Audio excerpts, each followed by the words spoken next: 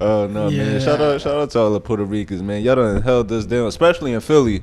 Y'all done held us down a lot with the poppy stores. You know, Yeah, shit. niggas yelling at you and shit like that cheesesteak's still fucking not done. Damn. Right, I done bought a lot of cheesesteaks with school tokens and quarters, man. I remember, you ever do that? Nah. No. Oh well, yeah, I got you a little younger. By the time you got in school, they was giving y'all like the trans pass. Oh, you all didn't get those? I mean, I got them eventually, but at first it was just school tokens. Oh no, I started with that, so I never had school tokens. That's some archaic shit. Shit, I actually remember. You know, it's funny. I remember one time I went to go get a cheesesteak, and I don't know why, but they had a black cook back there. They had a black cook back there at the poppy store. I'd have like, never mind.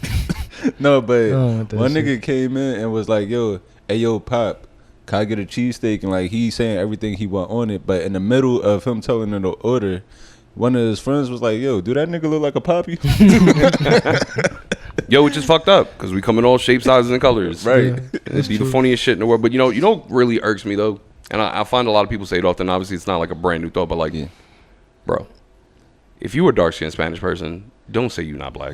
Like, don't do that. You know what I'm saying? Like, because I've seen some shit where they're like, "Oh no, papi, I'm not black," and I'm like, "Fam, right? Like, Yeah. it's not a cultural thing. It's like, come on. Like, One of you fucking ancestors was getting whooped on a sugarcane plantation, man. Fuck okay, all that shit. that's a little much. No, but, like, no, but it's true because even like somebody as dark as David Ortiz, don't tell me you Spanish when you look like the mom from Good Times. Chill, yo, Big Papi's a saint. Don't do that. Oh man, well, what's up, y'all? I'd like to thank y'all for tuning in to another episode of the We Want More podcast. I'm your host, Anthony Moore. I'm your host, Asante. Yay.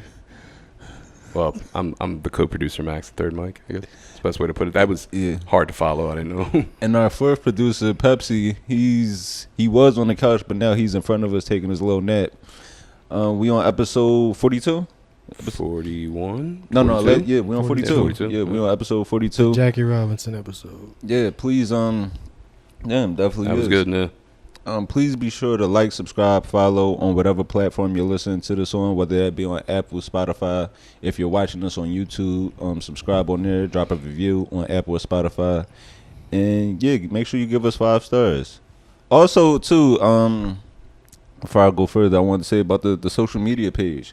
Please be nice to each other on there, y'all. Have you been seeing it? The comments? Yeah, that shit is just like it's chaos. Yeah, and it's not every clip I see, but it is certain ones that, you know, our intentions with this. I wanted to mention this because the comments are starting to get away from our intentions of what we started the podcast for.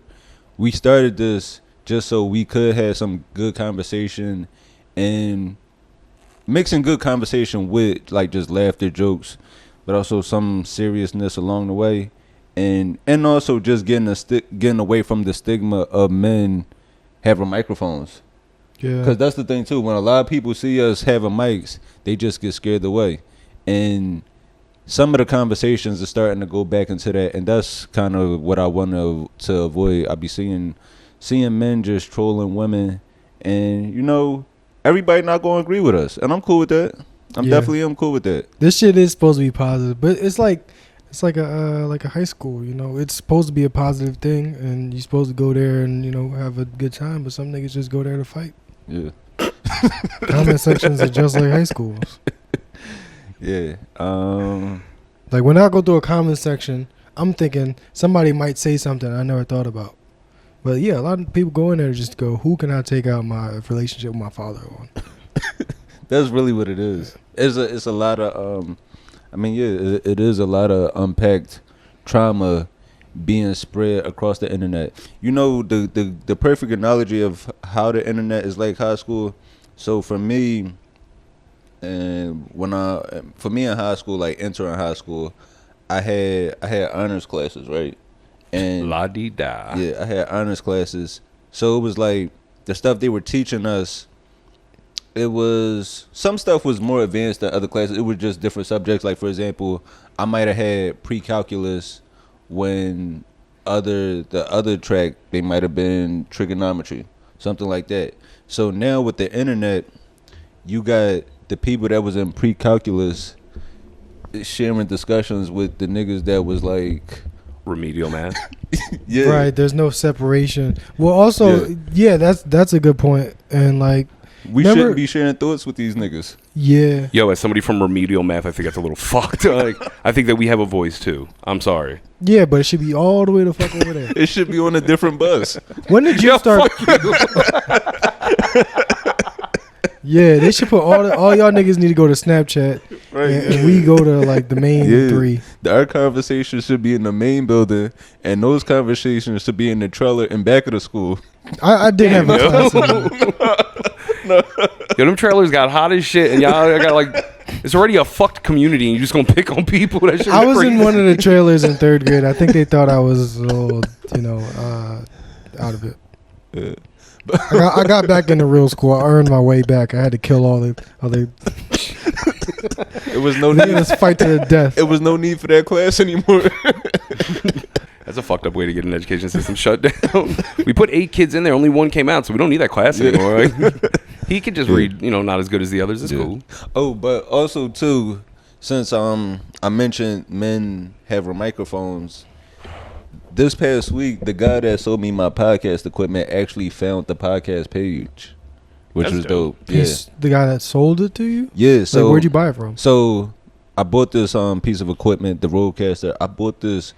I remember it was out of stock, right? It was out of stock. So I set a notification on a music website so that when it come back in stock, I could get notified. And I'm walking Pepsi one day. and I'm looking at my emails, see it's in stock, so I just impulsively ordered it right there. And as soon as I ordered it, the company called me, and the guy was asking me like just what made me order it, and was letting me know like it's kind of like how Best Buy has a Geek Squad, right? Like you kind of get a person to help you along the way if you need anything. That's cool. Ever like in the technology. Cool, yeah, so he was like, yeah, let me know. Like, so I told him I was starting a podcast.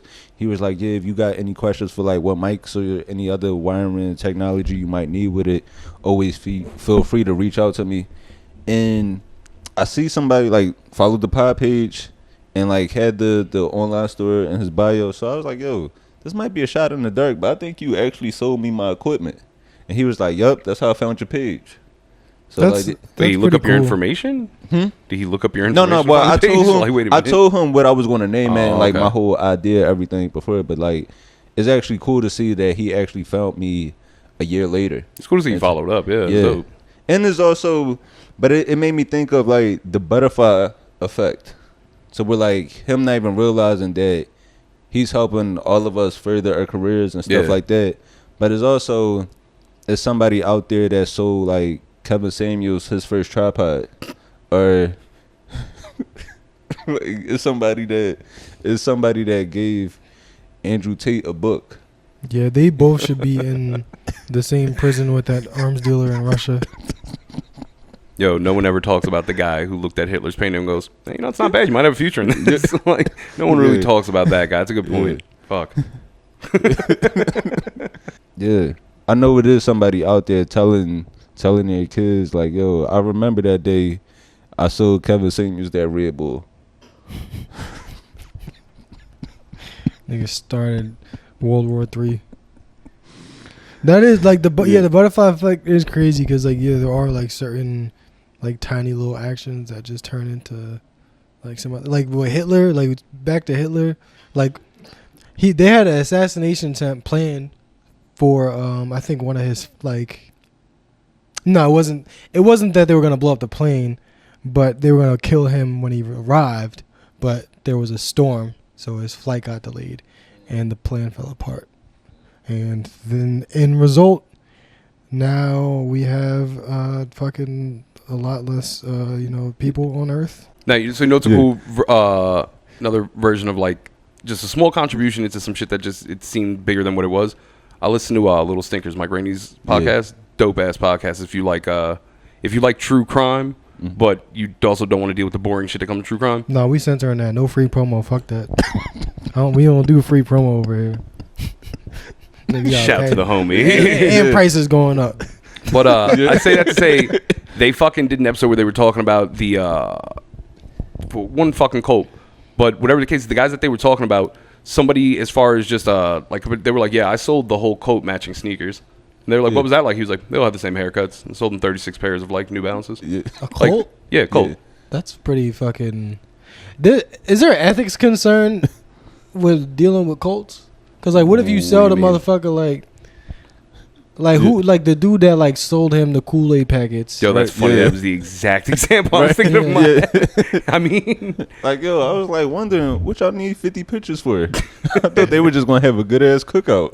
well, that's what the guy said. He was like, the 36 Nike thing. He's like, yeah, man, 36 pairs. He goes, I just thought they were like a team or something, like a group. He's like, I didn't think they were all gonna kill themselves. Like, Damn. yeah.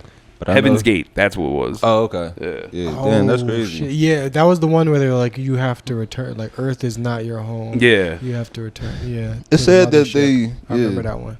It said that they lost their lives, but some guy out there that got some good commission that day. Yo, that- Oh, also too, I wanted to kind of go back to Men's Mental Health Awareness Month. Is that what this month is? Yeah. I'm not aware. But we need to do a better job of making people aware. No, 'cause I ain't know. we briefly talked about it last week, but we just moved off it so fast, and I kind of wanted to go back to it just to like talk a little bit deeper about it. Cause one thing I saw this one guy tweeted that, you know, because it's also Pride Month. Yeah. And this guy tweeted that he feels like people care more about pride than men's mental health. Nah, that's No. not true. I don't think it's true. And also, too, it's like to ignore the intersectionality that also includes gay men. Whereas, like, if we want to take it there, we could make the argument that nobody cares about gay men's mental health. And I feel like we have to look, like, when it comes to men's mental health, we need to start speaking about it in a more positive way, as opposed to just nobody cares about us or nobody wants to talk about it. Because to think about it in that aspect is not positive for our mental health. It gets to go into that negative comparison. And I feel like we just need to speak about it in more positive ways, and that'll like just help us out. That'll help us manifest better things. That'll help us stay in a more positive mindset. Yeah, it's like how white people are like mad at they're losing the country or something. It's like you run everything. How as a man, I understand being mad at other men, but it's like, who do you really get mad at that where there's no awareness for our mental health? Mm-hmm. Other than like older generations, we should probably just like take their examples and just throw them out the window and start our own shit. Yeah. For like, you know, our kids and our sons and shit. But yeah, there's nobody to really be mad at other than fucking. I mean, yeah, you could be mad at your motherfucking dad and your uncles, your grandfather and shit. But that's really nobody else's. It's not women's fault. It's not gay niggas' fault. Yeah. It's not, you know, whatever the fuck else is out there's fault. And I feel like it's, Them niggas. Yeah. The Dems. I feel like it's on us to, you know, try to. The first step is being aware. I will say that the first step is being aware, and then once you become aware, you know, don't try to direct the blame on whose fault it is or whose isn't. It's just trying to move forward better. You know, heal generational curses, heal your own trauma that you're dealing with, and just do things that'll make you more happier or Yeah, like just make more money. focused. That's it. Just make money. Make money. That's the only way that this mental health crisis is going to be solved. Stop sending all of the benefits of our tax system and, you know, our wealth to the richest 1%, and then mental health will improve. No, but it's a lot of things I was Nah, it's thinking money. about. Huh? It's money. It's money. It's all money. It's all capitalism. No, that people love to say money don't make you happy and shit. Money It will, makes you sad. money will solve every problem I have right now. Yeah, if you take my money, I'm gonna be sad. Yeah.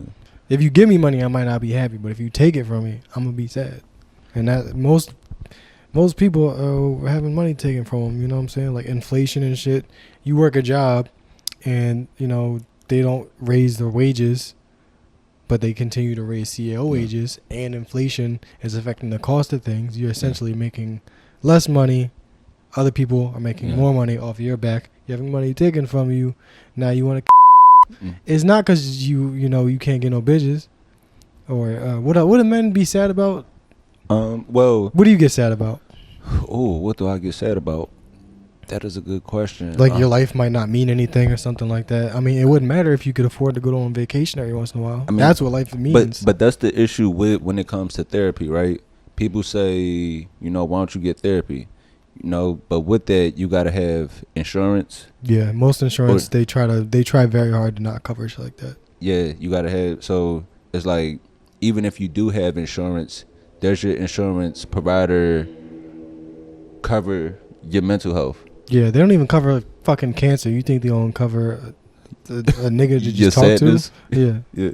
So then there's also finding somebody that's available to talk to, finding somebody that, and then even if you do find somebody that's available to talk to, are you comfortable with talking to that person?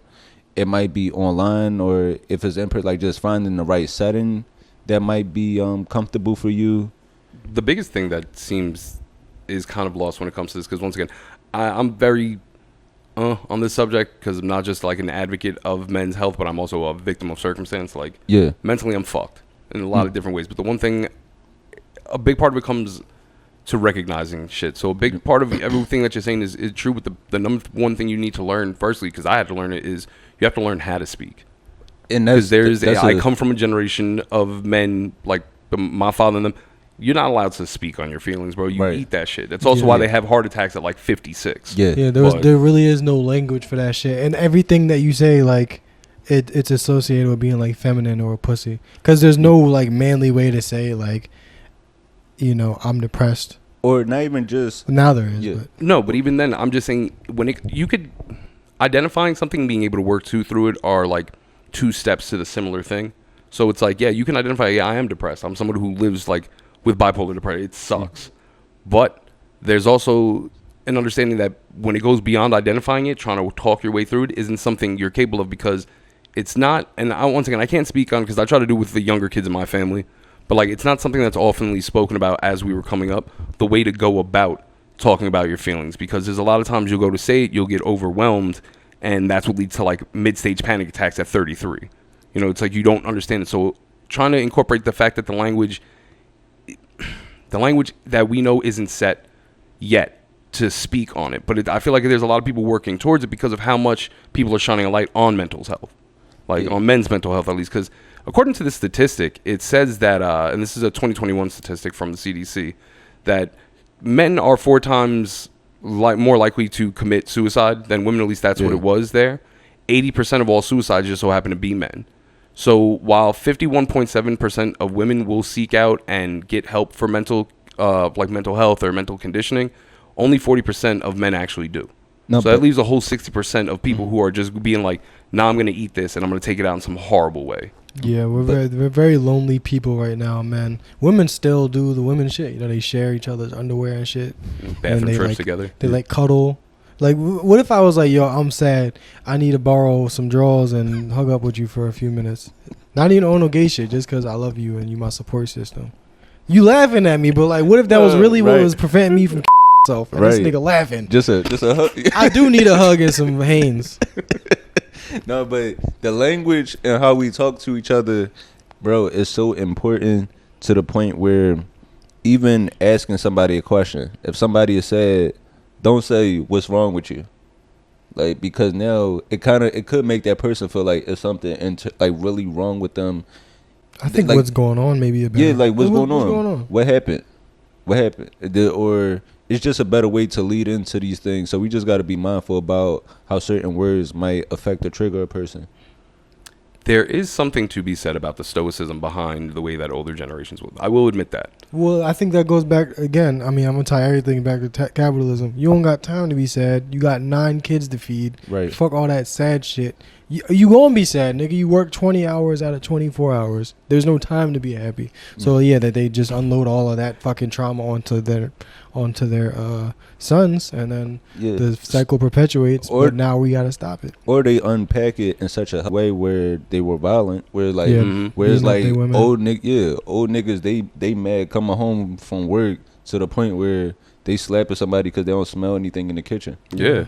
I got a shitty day at work. Whoever's at home is going to catch it. Yeah, and once again, that is the opposite side. But then there is the new age one where you become so guided and dictated by your emotions because you don't have anyone to really talk through like step by step and kind of just unpack some things, that it becomes overwhelming. It's like, yo, bro, it's there are plenty of things in life that really aren't that serious, but it really does depend on the way you handle it. Bored people who have nothing going on, tend to suffer a lot more from mental illness just because they have that open space. That non-being busy thing. Benefit of working in construction is you work with people who are older from like fucking other parts of the world. So this dude tells me, he goes, you know why they don't have any of this trans stuff in my country? And he comes from like an Eastern European bloc. I go, why? And I was expecting him to say something like really bigoted or racist or some shit. He goes, it's because we don't have time to look in within ourselves. He goes, we're too busy dodging bullets and trying to eat. He goes, hoping that our building doesn't get blown up because of some rich guy's problem, which once again ties back to capitalism. He goes, we don't have the time to wonder, am I really a girl? Am I really a man? He goes, I really need to just hope I don't get blown up today. He's like, I really got to make sure that my mom can eat. Like shit like that. And when he said it to me, I go, it's a very relative way. Maybe it is a lot of the gift of the first world freedoms that we have tend to give you a result of mental issues. If you're not, looking all day to fight off a tiger and hunt down food, you got some time to think, and that's fucked up because that's where a lot of this shit stems from. Yeah. Also, social media probably ain't fucking great. Social media is literally destroying our nation's youth. Like, there's no clue. They have a study come out every fucking week. It is destroying kids. Kids with developing brains should not have access to the entire planet and be able to maybe create like profiles where they put themselves out there to the world and just get fucking hate back. Like, that's gonna affect you. Did you see and I don't want to spotlight other I don't like to spotlight other like platforms, but Ray J, he recently sat down in an interview and he mentioned how he feels like the world would be different if he didn't do that sex tape with Kim Kardashian. And it was such a great point because, like you said, who knows if we would have things like OnlyFans, where social media has played such a part into us, where it's like the OnlyFans or, the surgeries. We touched on it last week with the veneers. It's like now social media has young people chasing this whole perception of instant gratification and perfection. Yeah. I think it might have been if it wasn't him and Kim Kardashian, it would have been somebody else. Because you remember Paris Hilton had her sex tape before that. And Kim Kardashian was always just a dick eater. Yeah. And she was just living under Paris Hilton and then eventually just kind of took a page out of her playbook and, But if I was the heir to hotels, I'd definitely be recording a lot. Yeah. Yeah. So like somebody would have did it if it wasn't her. Yeah. And I think the way that the world works is it was just moving in this direction. Either way, OnlyFans is definitely destroying mental health. Well, I guess I kind of asked last week, but I mean, what helps y'all mental health? Pussy. Drugs. Yeah. That was great. That was a good list. Yeah. I mean, that's the problem, bro. How many people do you know self-medicate, dogs? And mind you, that really can go anywhere from throwing themselves, because I know people who are literally addicted to fucking, like, addicted, dogs. Doesn't matter who, what, where, like, they are, that's their vice. Yeah. I know people who are fucking strung out. And then I know people who walk the tightrope like myself. Stop looking at me. My eyes didn't move once throughout that whole speech. No. I guess being a workaholic is also a mechanism. That's my biggest. That's how I cope. I work. Yeah. I work my ass off. That's how I cope. Yeah, it's certain people, especially like in the field that we're in with comedy. Sometimes I see people just working nonstop, and I do think like, damn, this person fighting demons. Whereas like they don't even take. Or it's like, is this person taking any time to enjoy this journey? For me, what's helped me out a lot since I moved. I got Pepsi, and I joke about him being like having to talk to everybody, but it is nice to like get out the house and take a walk and have a good conversation, like just randomly. Like I just met one of my neighbors this morning, where went to the dog park. Met a random guy there. Our dogs are playing. Like we just had a quick conversation, and just went about our days. Yeah, That was like really like kids are missing shit like that. Those like little conversations. Like I had one last night that was just like, just a very positive minded like discussion. It was just like, yeah, we're figuring shit out, but it's going great, and I'm really enjoying the process. And like that type of shit. You in the house on the phone or on the computer all day, you might get that virtually, but it doesn't give you that same feeling of human connection. So you just missing, like being in the house for 6 hours, you might miss a 3-minute interaction that would turn your day around. And you just pile that on top of day after day after day, and the lack of physical activity, you gonna want the fucking mall. And that too, the physical activity. Yeah, I get up like outside of walking Pepsi, I go for a run, get a good workout in. That's a nice release to get that dopamine running, flowing through you.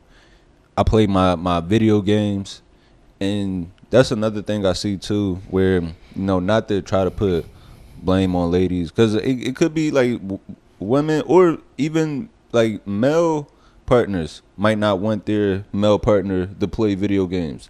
I feel like video games is a great release for your mental health, because you just get to have fun, you get to let that inner child be loosed again, and just play, like just take some time to yourself, and you get to say fucking words you wouldn't say in the real world. You know what I'm saying? Right. Yeah. You get to let a couple things fly that you probably wouldn't say at your local store. You know? Right. You get to bring back words like. Bring when was the last time you heard somebody call somebody a I called the dude a stupid the other day, just being funny about it. And when I tell you the I didn't realize where I was when I said it, because the amount of people that turned around and looked at me, I was like, oh shit, where my was you bad. at? I was fucking standing outside smoking during coffee break, and I didn't realize how many of the I-times were around. You know what I'm saying? And bro, I was like, I'm just joking. They were like, oh, how would you like it if I said? And then of course, construction language from that point. But I didn't mean anything. It was the shoppy. I thought it was funny. But you see people say that like, oh, I could never be with a grown man that play video games. It's like sometimes as a grown man living with your partner, this is all I have. It's like your partner.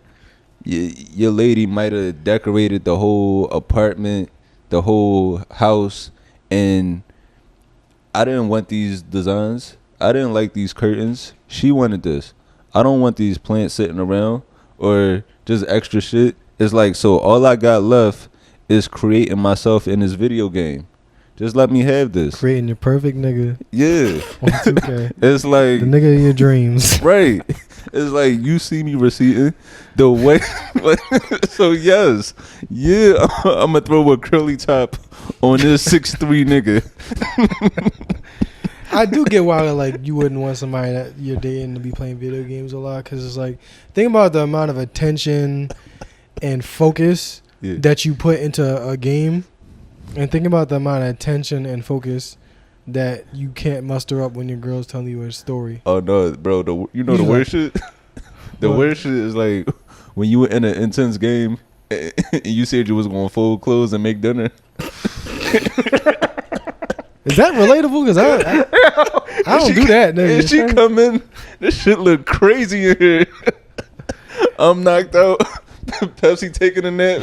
She's like, y'all niggas did nothing today. Yo, I grew up in a house where like you couldn't do that, bro. What? Like I got mad siblings, like, but nah, my mom, my dad, they workers, bro. And I had mad siblings, so if they would come home and you didn't do nothing, like that was drilled out of my head. And it sucks because he's a grown man with my own crib. My wife be like, why don't you sit down and relax? I was like, why? So someone could show up and tell me I ain't doing shit? Nah, I got this. And like, I'll just go. But once again, mental health. I will find something to keep myself busy. I think I have that too. When I'm not doing shit, somebody gonna be like, why you not doing shit? And since you ain't doing shit, let me give you something to do. Yo, that or you just let me scream at you and tell you about how you're useless. Because that's the one they're like, yo, you're useless. What are you doing? Like, gotta be busy, man. But like I said, the number one thing is just to open up the door and understand that it's an unbiased conversation. Yeah, I think the main thing, again, we don't live in a world that encourages this. You are valid as a person when you just sitting around doing nothing, scratching your asshole and sniffing it. You're still a valid human being. You don't need to contribute every motherfucking second of the day to earn your fucking purpose and your value. But the society that we currently exist in is just based on, work, compensation, and just like physical monetary value is like how we assess all things in life. You feel me? So like if you just sitting around doing nothing, you're not producing. That's the word I was looking for. It's just production. Capitalism is all about production, and when you're not producing, you're worthless. I mean, but that's also not to say that the sliding scale of it isn't, you get to the side where it's like, oh man, I'm so depressed, like I hate my life and everything, but like, bro, get off the couch. You know what I'm saying? Go outside, get air. You know what I'm saying? Like, look at when there's a lot of dudes who I know who would be like, oh man, I can't bag a shorty, da da da da da. And I'm like, well, have you tried going out and speaking to them? They're like, nah, I get nervous. Yeah. And it's like, all right, well, you're not one subject or the other, bro. You got to kind of get out there. And that's for everyone. Like, if there's something, sitting around is okay because no one can judge you. No one can take away the validity you have as a human. But there is something to say that if you're not doing anything with yourself and wonder why you're depressed, like, that's why. No, but I think the problem with that is those are people that are sitting around doing nothing when they really just deep in their soul want to do something, but they just don't believe that they could do it. But also too, with along the lines of production, what also does become depressing and hurt our mental health is like, for example, we're in a field like comedy where all of us wants to produce as much as we can, but we might not get those opportunities to produce. Yeah. And it's like we're putting our all into something that at times it feel like I love this, but it doesn't love me back. It doesn't. You disappear for fucking long enough time, depending on the level you're at. The level I'm at, I could disappear for 2 weeks and I'm gone. You probably disappear you probably got 6 months for niggas forget about your existence. And that's why, like, when people say, like, with this, is laughter the best medicine? I feel like, for me, I like living in Jersey because I like being detached from my work. Like, I go to New York and, I have my life there, but when I come to Jersey, I feel like I have a whole different life where, I just... me just being on my house husband shit, taking care of the dog, cleaning around here, making Target runs, stuff like that. And then when I go to New York, I'm this whole different person. And I even joked about it a few times, but this shit is real. When you tell people a comedian, the first thing they say is like, tell me a joke. And it's like, it's always tell me a joke, but it's never tell me about your day. Yeah, nobody give a fuck. Or like, how's your career going? Are you enjoying it? Do you think that, well, it's never anything that like uplift you or anything. It's but always, of course, like, it's always you a comedian. I ain't see you on shit. Laughter is a good medicine, but it's like if you're using it as a medicine. But we're like comics, we overdose on it. It's like I'm like a joke prostitute, where it's like if I was just fucking for fun, I would have the greatest time of my life. But since I gotta fuck for money or also be homeless, it's depressing. Yeah. Well, with the whole mental health conversation, I wanted to talk about how do we reimagine masculinity in a positive way? I think the only real usage for like that whole like fucking bravado and like muscular like fucking macho man shit is just to protect other people. Like the only real usage for being like a fucking super like brolic dude is so that like somebody tries to step to your family and that you can protect them. Past that, nigga, put on a tutu and twirl around with your daughter and shit. Like all that other shit don't make no sense.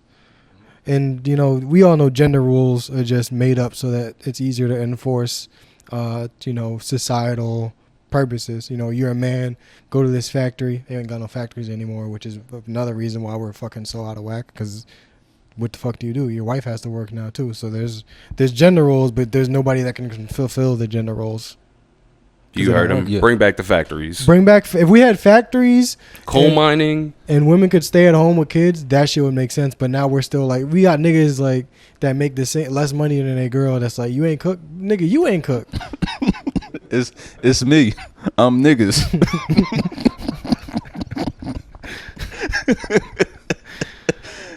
Oh, but yeah, like, I think a lot of men were tied to these gender roles because we think that if we were to have the pure masculine, or like like that, if we were able to be men the way that we were promised that a man would be, we think it'll make us happy. So we just keep trying to like pull it out our girl's ass, like cook, fucking be subservient. But that shit ain't gonna make you happy.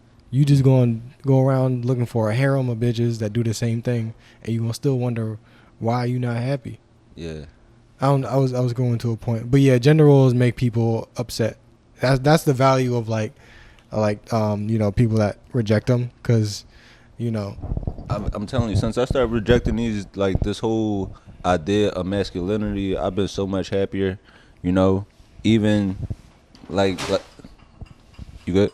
All right. Even with like me, simple stuff I like doing. Like me walking outside with some Crocs on or some Uggs on. Yeah. It's something as simple as that, where it's like me just being more comfortable make me happy. It could be me wearing a color that, before younger, it might have been told like, oh, that's not a manly color. What you doing outside with Till? Yeah. Or you got a pink shirt on. Yeah, it's like, nigga, I like how this shit make my eyes and my skin pop. You just gotta be able to fight. That's really it. I think men should be able to do all this like pussy shit, but you gotta be able, like, if a nigga slap your girl ass, you gotta be able to with your bare hands. But I will that's say, that's my problem. Like, where I live in Brooklyn, it's all these like, and they be straight niggas and shit, like straight white niggas with no fucking like skinny ass legs and these like little ass shorts. It's like, yo, I could literally take everything you own. You can't live like that. As a man, if you're not stepping into your masculinity at all, you're doing a disservice to like the women in your life, because women need men to protect them from the fucking awful men that are out there. It's proven. Well, If you got sisters and you walking around unable to protect them, who the fuck is gonna do it? Your father's away. Your father's away at war. You're the man of the house now. You have to step up. Step into that. That don't mean you gotta call people gay for wearing pink, or you can't cook a dinner, but you gotta step into that masculinity. But there's a value there. On the opposite side, though, I do feel like sometimes we kind of go too extreme, and I've been seeing this too, where Bad Boys just came out. So because Bad Boys is out, and this is like Will Smith introduction to the limelight since the whole Chris Rock situation, people are now going back to saying, we weren't ever going to cancel Will over a slap, stuff like that. He was right for that. Where I feel like two things can be true. We weren't going to cancel Will, and he was wrong for what he did. Yeah. The law of non-consequence. Yeah, because I feel like that two things can be true is very hard to accept in the internet, because it's such a world of extremes where it's like, if you believe this, you can't believe that. Well, I think it's something that you're taught from nature, and that's another thing I feel like because of the internet, people have discontinued their the making association to online life versus making association to real life. Like, for example, the two things can be true. The sun generally is what breathes life all over this planet and pretty much all over the stars. Mm-hmm. Getting too close to that sun, you will die. Yeah. You know what I'm saying? So it's like, while being one of the greatest things that a distance can nurture, up close will kill you. It's the law of non-consequence. It's needed, but it's also dangerous. You know what I'm saying? And also with the slap, being from Philly, like, and just, if somebody disrespects you, we all understand the urge of wanting to slap somebody. Mm-hmm. But in a situation where, like, if your partner or family isn't in harm's way, it gets to a point where you can just say, like, all right, you got it, or just make it known. And just, like, because to justify that is, like, I feel like we're not utilizing our mental health in the right way by acting emotional and irrational, and is also teaching people looking up to that person to just crash out. Yeah, I think those are people with a weak sense of their own masculinity, because they think that, like, somebody disrespecting them could strip that away from them. Like, I feel like the only thing I got is just like my pride and my respect, and I got maybe like this gun, and that's all the things that make me feel like a man. So you try to take any of that away, now I have to kill you to kind of retain this feeling of manliness, when if you already had that without any of this shit, then it would be a little easier to say no to shit like that. Like, somebody steps to you, if somebody disrespects you, then you just let it roll off your back. But that's being black in America. You don't really got any power, then you're gonna try to hold on to whatever little sliver of power you can find. That goes to speak though about the ego. Yeah, because once again, I don't want this is men's mental health, but I do want to address it with mental health overall. A lot of it is attached to ego. A lot of narcissism comes into it because you think you're playing a game where you are like the main character, and obviously that is the way that you're going to perceive things because it is you. But yeah, a lot of times your exterior ego shouldn't be affected. You know, it's like, oh yeah, you could say X, Y, and Z. As long as you don't put your hands on me, bro, we're good. You know what I'm saying? Like, hey, you feel the way you feel, I'm going to brush it off. But then you're right. There's a lot of people who, once you step on their ego and they feel like that level of masculinity is going to be taken from them, that embarrassment is going to be a stain on their valor. Like, nah, yeah. Sometimes you got to kill somebody, bro. Yeah. I know it sounds shitty, but, you know. Because, I mean, if that's how you grow up, like, everybody around you, they don't play that shit. That's what a man is. Then you also are bound to this rule that nobody really even asked you was okay. That's the rules. And it's another thing where it's like, you think, like, why these kids always, like, killing, like, each other, and why do they think it's cool to do this? It's like the older niggas around. Yeah, they glorified it. Yeah, they glorified it, and they're the only people that really seem to offer any kind of respect, because they're not getting respect in no job markets. They're not getting respect from the police. We're not getting respect from no educational institutions. So you just want to get that love and that, like, pat on the back, like, you know, you did good, son. You want, because your dad going, maybe. And even if your dad not going, he might not be able to fulfill that in the way to society as, like it takes a village to, you know, raise somebody. You can have a dad, but you still need, like, uncles and, you know. Your parents ever tell you that they're proud of you for whatever reason, like, in whatever has it happened? Yeah. But that makes a huge difference. It happened for me at like 34, 33.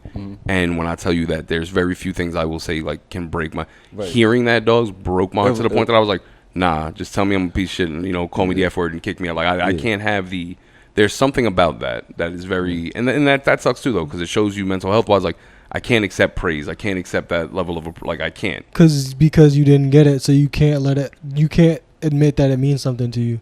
Yeah. I don't even know how to, for full cards on the table, I don't even know how to process it. Still to this day, it haunts me. Yeah. And you know what I'm saying? Not for any other reason. It wasn't said in mouse. It was actually said at a very, I guess, extensionally, if it was somebody else, I'd say it was a very nice point. But that's why I'm trying to, like, get more comfortable and normalize that within myself, and just even, like, sometimes I might talk to my homies, like one of my friends, one of my best friends, Lorenzo, he just called me the other day, pocket dialed me, and he was like, my bad, bro, that was an accident.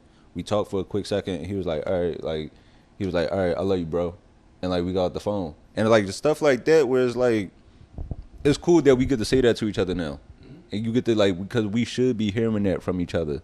We should be able to tell, like, our homies that we love them and not think nothing else of it. Because before you know it, because some of us aren't used to hearing that, we reject it in a way where, like, we gotta say something fucked up to the person to put that tension back in the room. Yeah, because it's like, if you tell me, if I don't get told that nobody tells me they love me, and then somebody say it, I'm like, nigga, keep that shit. I don't need it.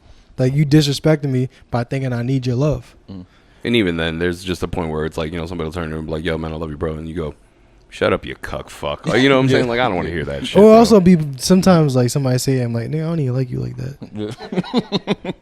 Like, we not that cool, nigga. I love you, bro. Gets met with, yeah, you're alright, dude. Yeah, I mean, cool. You gave me a ride once, whatever.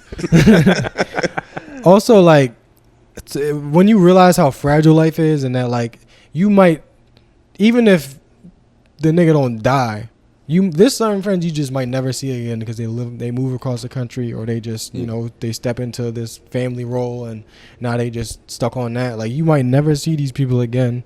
Or yeah, they might fucking die. So tell them you love them before they fucking die. You should always give flowers. Yeah, that's true. So last summer, this was last August when I went to the Renaissance concert, right? Right. One of my homies, he lives in Vegas.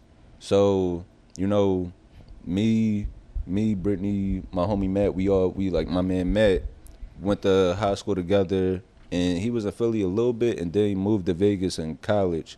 So I haven't seen him in over 10 years. And, like, we went out to lunch, and, you know, Brittany said she never saw me smile like that. Like, we, like, genuinely just, like, it felt so good to just reconnect. That's gay. That's gay, no, nigga. For real. But, like, bro, that shit. It took everything in me not to start calling you names right now. Bro, that shit. I had to look down. Yeah, yo. Appreciate you, bro. I had to look down for a minute and be like, all right, man, he's doing the right thing. Just follow through. Oh, that shit, bro. That shit just genuinely brought, like, it brought that happiness out of me, man. And it felt good to be able to, like, share that emotion. with a close homie. No, there's something to that. Like, you ever like smell a familiar smell just for a second, and it takes you back to a part of your childhood where you felt like you were happy. Triggers memory. It's certain people that could like put you in that, and it is definitely good to allow that to come into your life instead of just being like hard body all the time. Yeah. Surround yourself with those who don't necessarily. You don't want anyone who's going to constantly give you that reassuring feeling, because that's also, once again, tied to the ego, where it's overinflation. Yeah. Find someone to keep you grounded. When you do well, that they could, cheer and be happy with you. And then when you fuck up, somebody who can call you on that, because disillusion is a big part of mental health too. Because people become so caught up in thinking that they're more than what they are. You lose attached with the whole fucking sense of reality. It's all the people who seek online gurus, all the people who are followers of the fucking Tates and all those other, you know what I'm saying? People with inflated self-worth. Bro, you're paying $500 so another dude could tell you how to be a man. That's kind of crazy, bro. And also too, because we talking about like, just our mental health and breaking generational curses and healing. As I get older too, I've learned to like, show grace for the generations before you. Yes. Cause like, even like you say, like you might not be used to hearing it. Same thing with me. Like my dad, he was born in Jamaica, came over young, so I know he probably like had a rough childhood just from how my grandparents had to survive and had to provide for the family. Whereas like, no, I don't got no time. Like my grandpa, he had to work to take care of like him, my aunts, and all the 35 other kids he had. Yeah, and so I know he was probably showing love in a way to where he might have passed it down to me and. Not the best way, but I know it's the best way he knows. And it's like, when you're younger, you look at your parents as heroes, like the superhero that knows all the solutions to every problem. Till they start missing bills, and you're like, these niggas is not perfect. Why the lights not on? Yo. Why the water off? Why the water cold? What you asking me if I got McDonald's money for? I thought you had McDonald's money.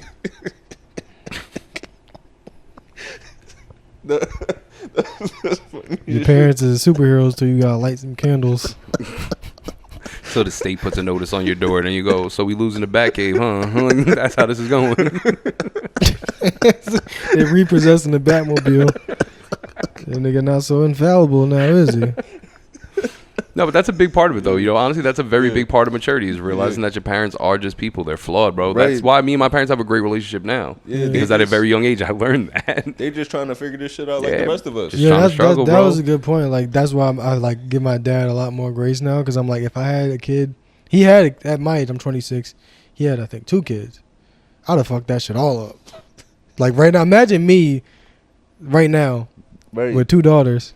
But that's what like it's over. My mom, they're gonna be fucked up in the head. Like I think my dad was. They gonna think the earth is flat.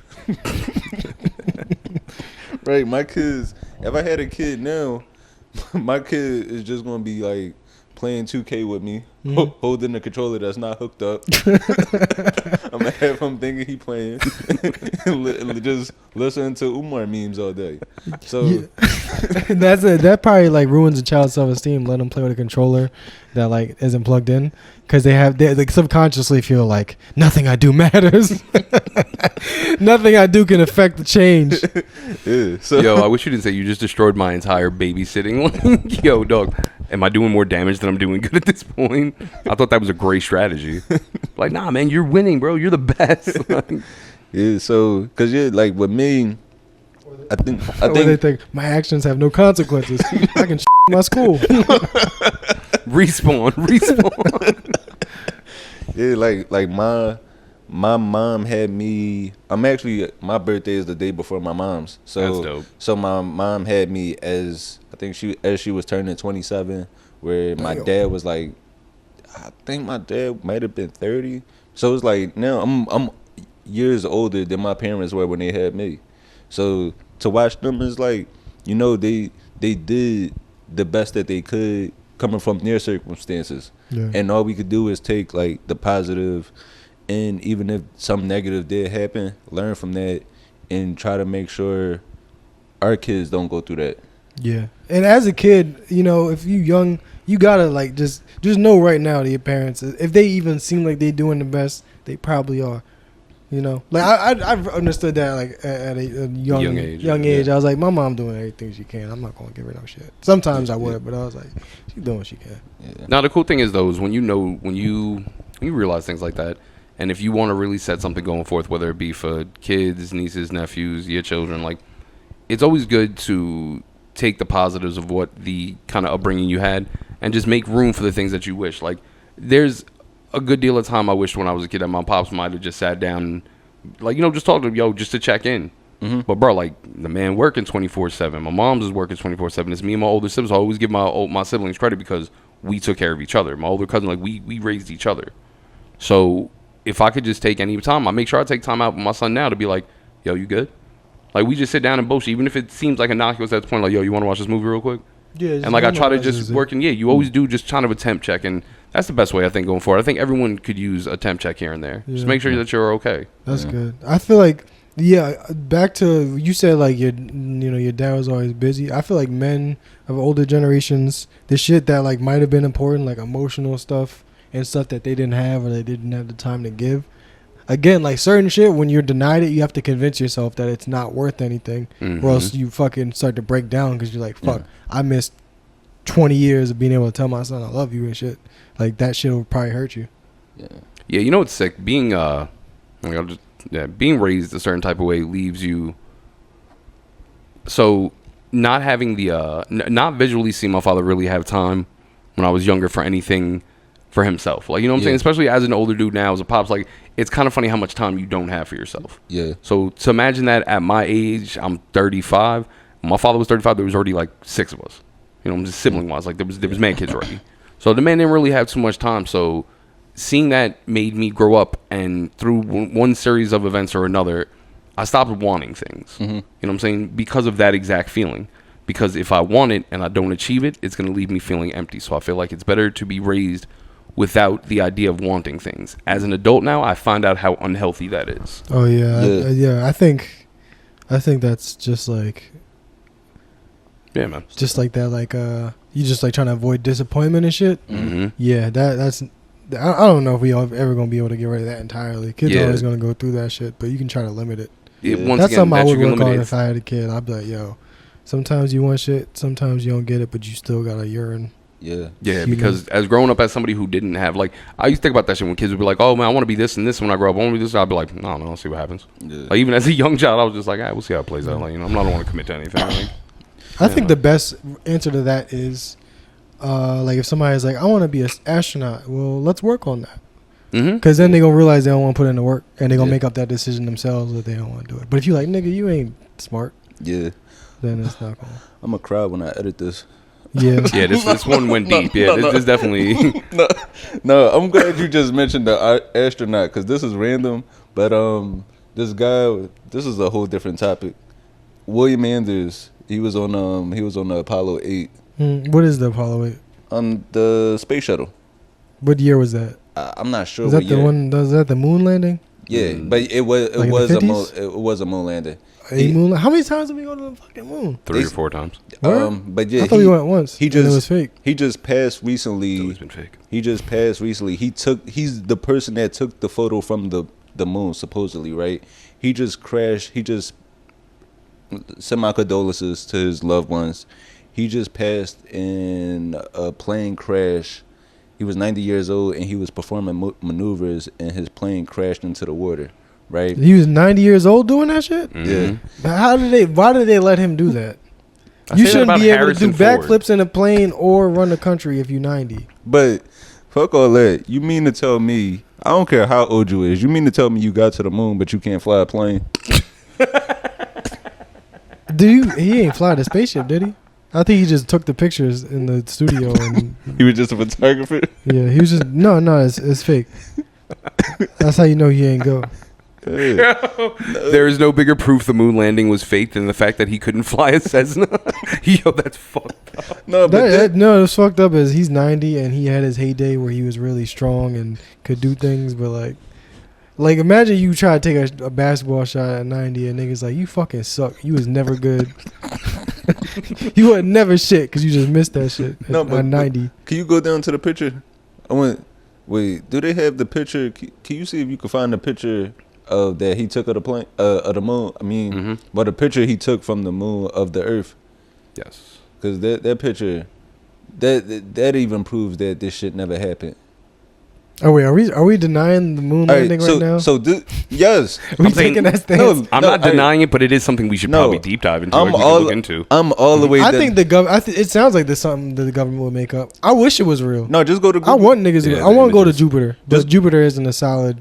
Just go to the Google image. All right. Ground, no. So that's the picture. Wait, go back down. I'm trying to get up. Yeah, you don't even have that picture right there. How the hell? So you mean to tell me like when you on the moon, you just stand on the moon and the Earth don't got no atmosphere, nothing around it? Why can't I take a picture of the moon like that, standing on top of the Earth?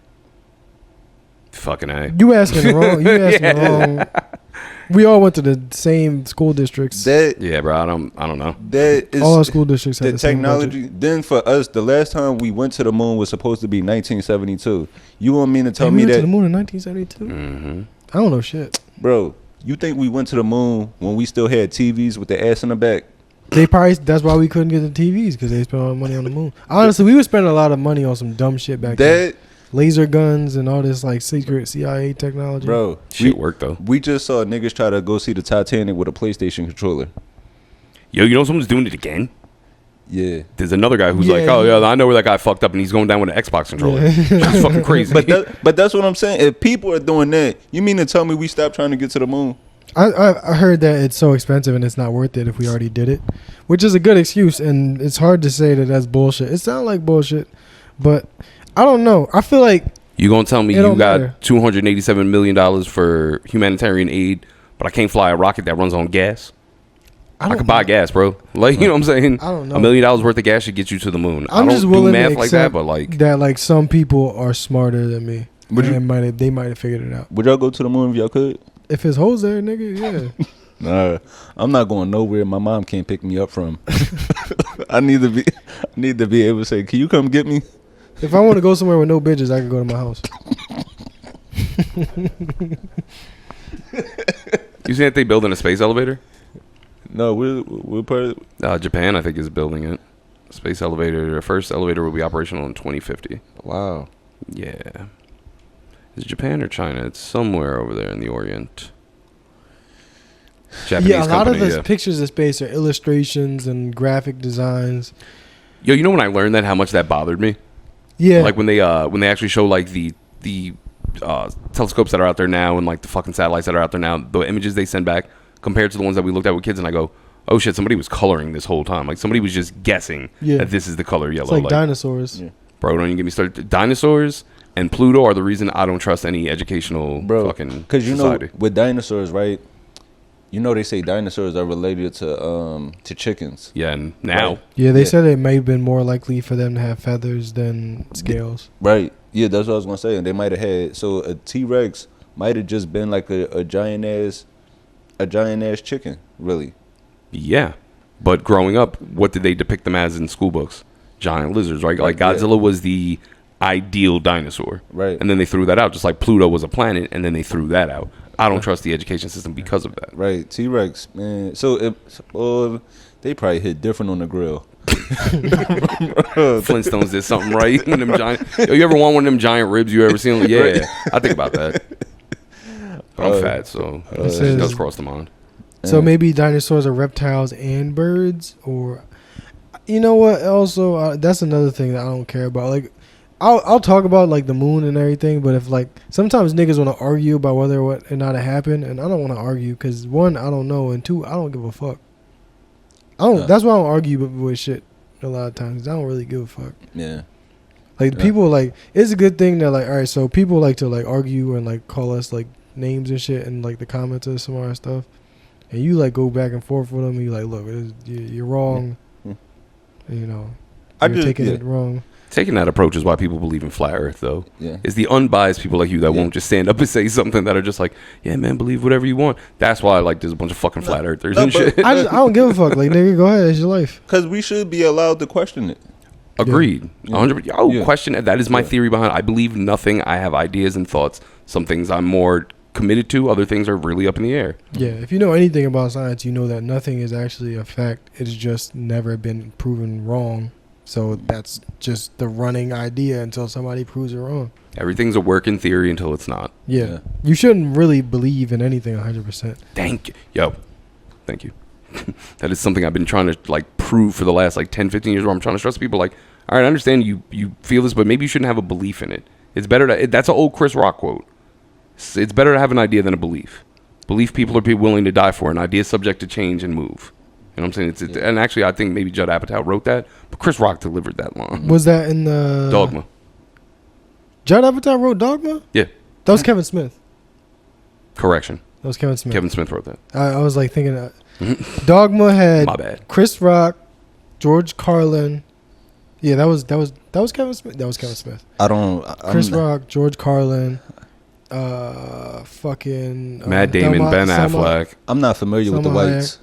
Oh, you're missing out. This is Kevin Smith's one. Like got a whole New Jersey like multiverse in his movies. Oh, I love the Skewniverse. Is what it's called, the Skewniverse. I love every one of these. Clerks, Chasing Amy. I'm gonna have to go watch some of this. Yeah, this one's good. Best. I would say if you've never seen any of his movies, it doesn't matter. Just watch this one. Jay and Silent Bob Strikes Back. Clerks, Jay and Silent Bob Strikes Back, and Dogma. Those are the three that I think you should definitely watch. All right, I'm gonna definitely check them out. Let me see. Damn, you want to get to some of the topics of the week? Yeah. Let's. Let me see. You want to talk about Caitlin Clark?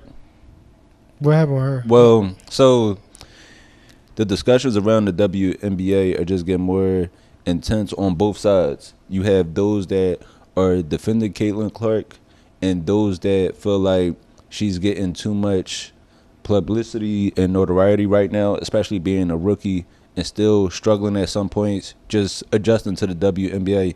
Which I will say, I do feel for the WNBA rookies, not just Caitlin Clark or like Angel Reese, just all of the rookies that every year, because they're thrown into the league so fast. Like the WNBA, I think their draft is like 2 or 3 days after their national championship game. Whereas, and then the season starts maybe 2 weeks after that. They're right into preseason. So it's like Caitlin Clark, we're in June, where they were just competing for a national championship 2-3 months ago. Whereas with the men, when their season ends at the end of March or it's actually the last week of, I think the first week of April might be the championship. Yeah, it's the first week of April usually around when the championship is. So when their season ends, then they get drafted, but then they get a full summer for training camp and then preseason around September, and then their season starts in October.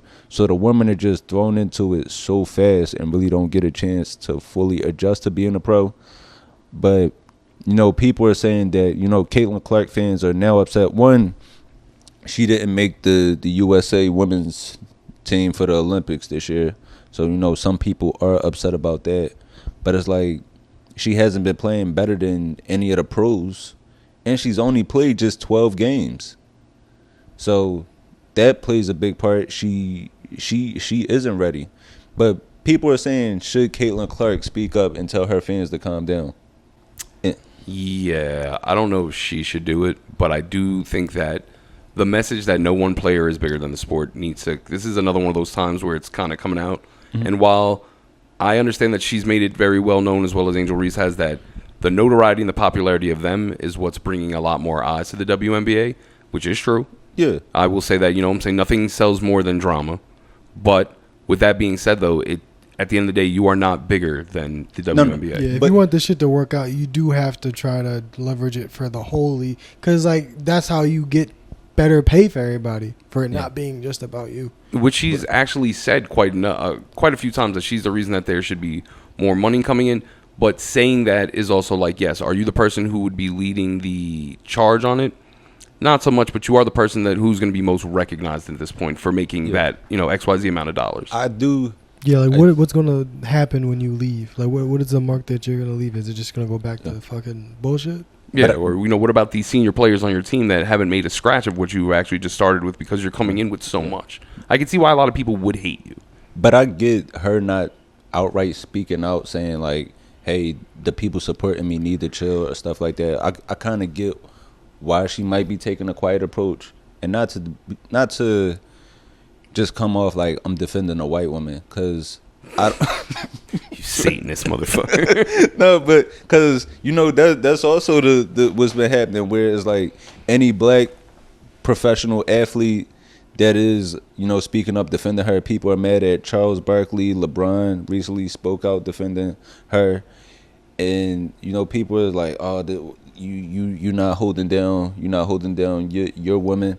Where I feel like it don't even got to be about that. her popularity, Everything can't be that. I don't think is not really just, all right. She does have a level of privilege, right? I mean, she is a white woman, but her privilege also comes from, I think, she was just exceptionally well. She's the all-time leading scorer in college basketball history. So, in the way she plays the game, it's kind of like it's kind of revolutionized women's basketball in the way that how Steph Curry did for men, shooting from. Yeah, he ended the big man era. Honestly, that coming up the middle of the paint. Yeah, just he kind of ended that by showing that you can be nasty from the outside of the court. He kind of ruined it because niggas is missing too much. Well, I don't know. I grew up on that like Detroit, playing against you got the Rashard Wells and everyone's beating the shit out of everyone. Like I like that kind of, but that's just me. So with her, she does have a level of privilege, and I could understand her not really speaking up or understanding it, just because maybe where she comes from. This is a white girl from Iowa.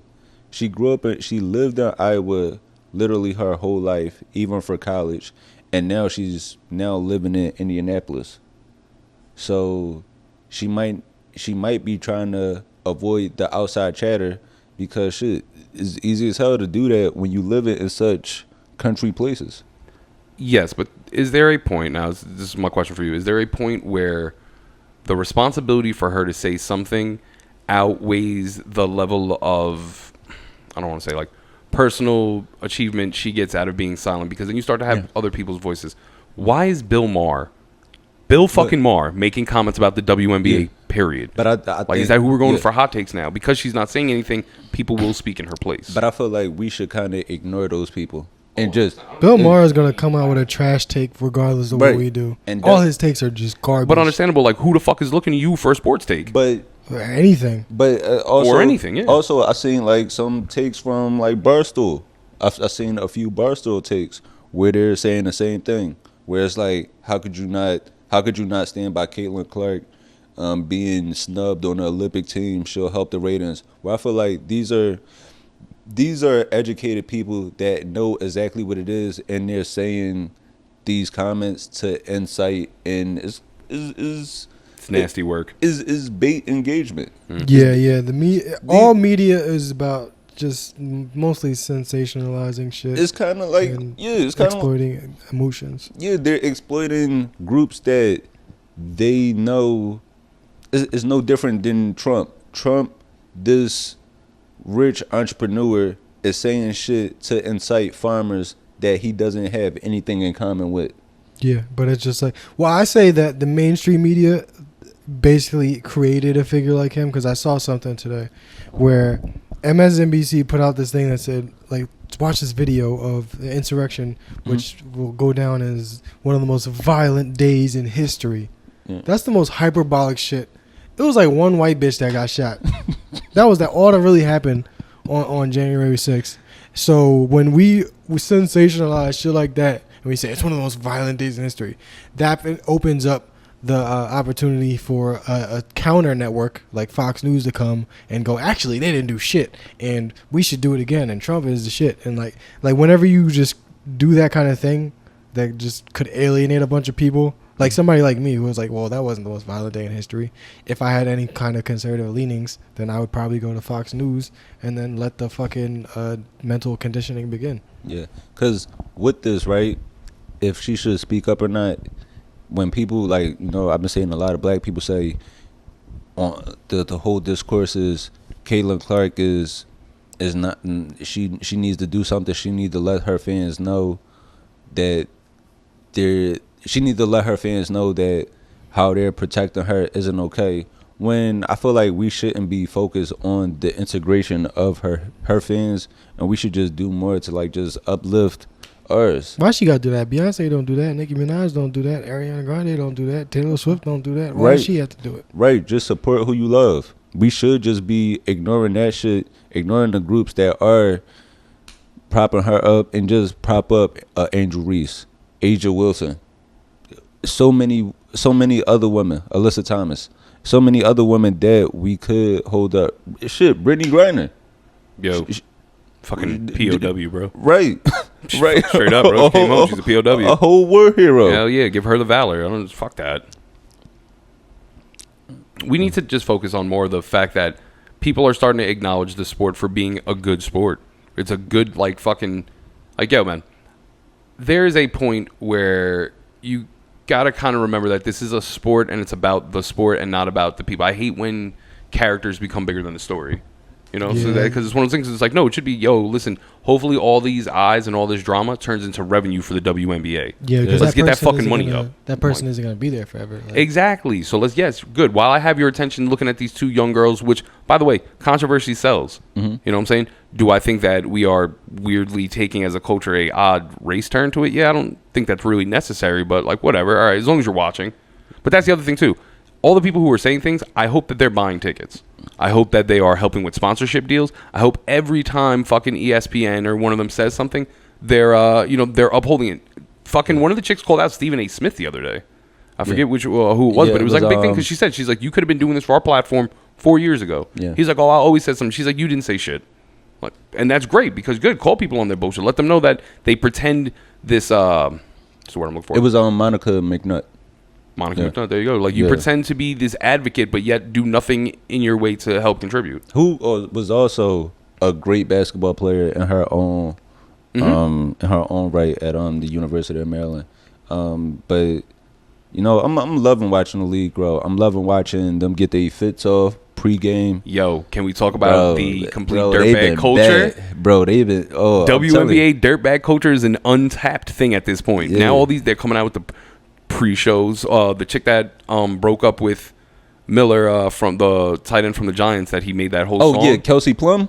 Yo, that's she released a cigar thing with a fucking whole photo shoot. That's good milk right there, bruh. Let's talk about, like, there is some fucking joints now in the WNBA, and that's great too because I do want to see some pre-show. Is there any like pre-show outfits and shit? I want to see them so I can like judge them. Yeah, can you go to Chicago Sky? Matter of fact, her name is hard to pronounce. Is it KY? Yeah, you just click on the roster. Right there, KYSRE. Kiers. I don't know how to pronounce that, but can you? Kiers Gonzetic. Yeah. Gonzic. And can you look up her? She is nice. I don't know how to pronounce her name, but yeah. I'm telling you, and not even just the straight women in the WNBA. I'm telling you, them studs. Hell yeah. Thick as hell. Thick as hell. Open cut shirts. Like, yeah, go ahead, mommy. Show me them fake abs. I like that shit. If y'all want to come back home, if y'all want to be able to go to that Thanksgiving dinner with grandma, you know what I'm saying, hit a nigga up.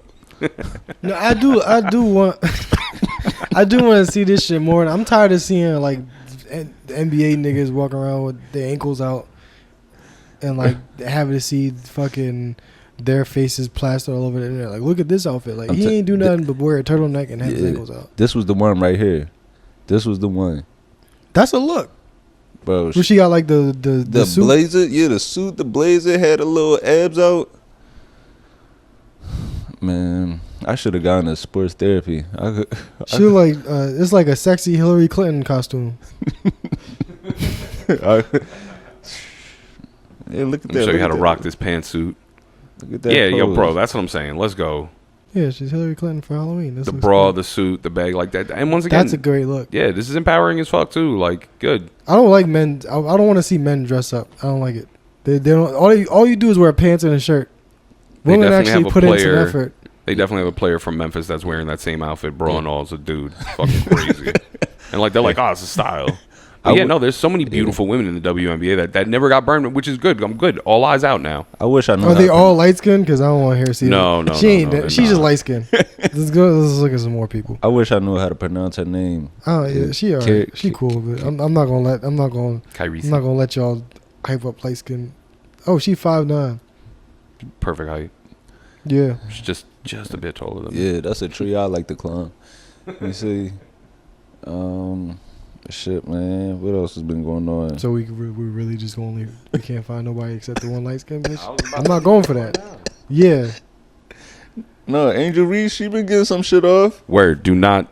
And let me tell you, I ride with Team Bad. What is it, Bayou Barbie? Let's fucking go. Angel Reese is bad. No, but Rakia, you remember Rakia Jackson? Rakia Jackson, LA Sparks, she the one too. She nice. Little tall. How tall is she? Tall. But like, how tall? Let's find out. I think her height start with a 6. Yeah, she is. Yeah, I want a tall woman to beat my ass like Gary Coleman. She's 6'2". Remember Gary Coleman woman used to beat his ass? Yeah. That's what I want in my life. She about to get 6'8". Hey.